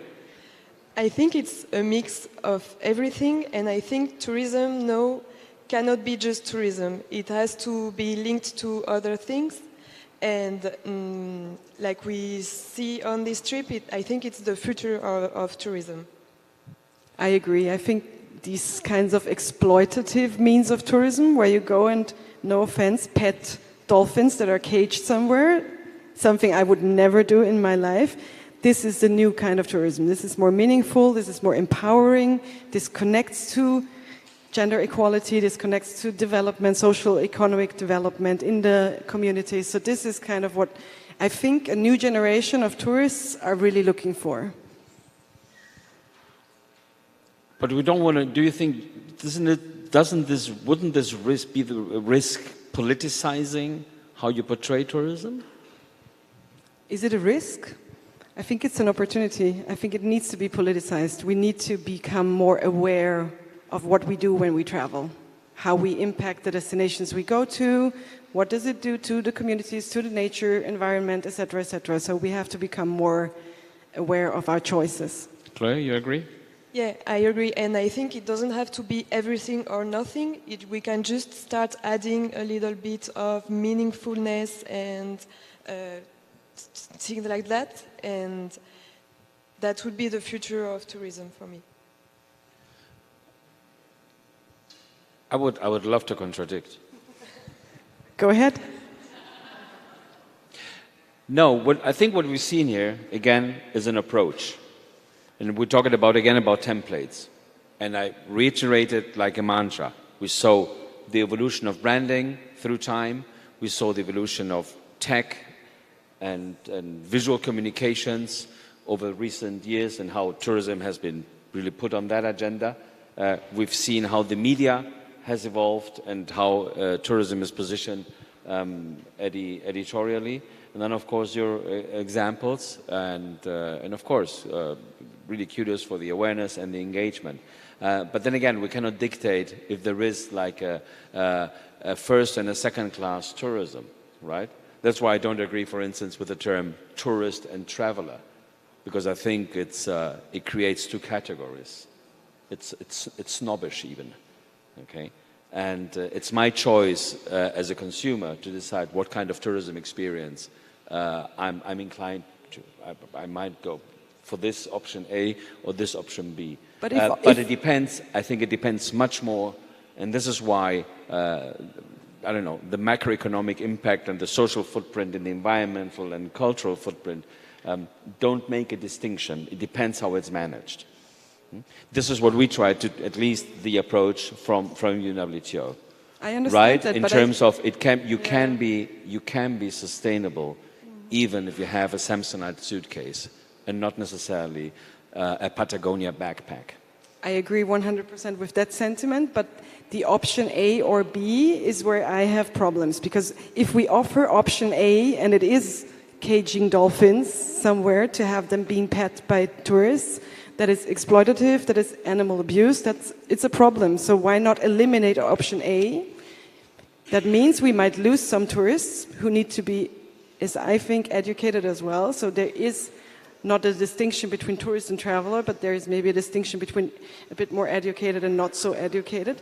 But I think if people are aware of what kind of impact they create, if it means that our dolphins being abused, they wouldn't go for it. But if it's being promoted with beautiful images of dolphins and nice selfies, of course they'll go for it. It's a very concrete example, of course. You see I'm passionate about this, but we actually booked a catamaran tour this afternoon, and I said specifically, we're not going to the dolphins. I don't want to do that. And I think, this is my choice, but we have to, as a tourism operator, kind of decide what kind of choices do we offer. Chloe, I think it's more about awareness, and as content creators, we have a significant impact on the travel decision making, especially for younger generations. So I think it's good to raise awareness, and then it's their own choice, but at least we talk about it. How old are you? I'm 28. How old are you? How indiscreet, I'm 40. Fine. I'm 56. So the question is then, do you see this resonating with both your age, brackets, in terms of the people who follow you, the people who engage with you? Do they demand? And I'm talking now, really, let's leave the politics outside of this room, but really in terms of the consumer inclination, preference. Is this where you see things going? Yeah, I think there are different angles, but for instance, I see that people want to know off the beaten path places and lesser known places, and it's also a way to support local economy, local businesses, so I think it goes in that way.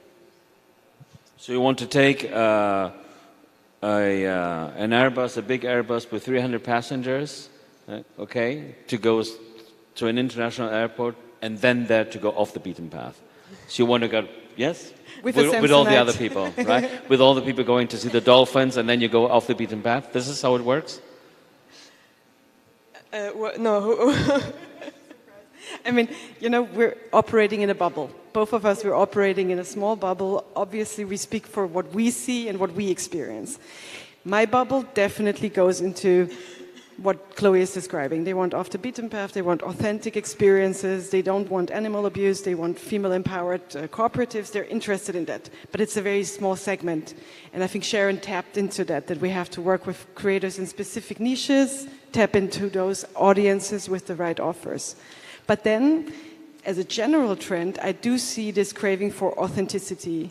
And Instagram also described it, also show the not-so-perfect moments. It's not just this striving for the one image of the great drone shot of the beach, but the more nitty-gritty stuff of it. And that's what makes it real and makes it approachable, and that's what people want.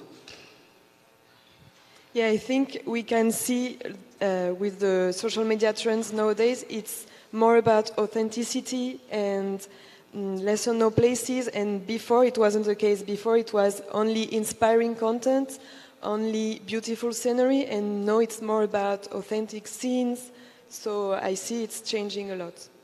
God, it sounds a lot like See the World Through My Eyes. I don't know why, but it resembles. I think you're onto something. Do we have any questions, any comments from the audience? It's now or never. You want to go for lunch? We want to go for lunch. We made up for time. So on behalf of UNWTO, thank you very much. Thank you, everybody, for participating. Thank you for the trip. Thank you for the commitment and the conviction. Thank you, everybody who took part. And as I said, we have many temptations not to be here just outside the door, but okay. We were here a few hours. I think it was very interesting. And again, I think we're onto something. People are at the center, no matter what perspective and even what political convictions we have.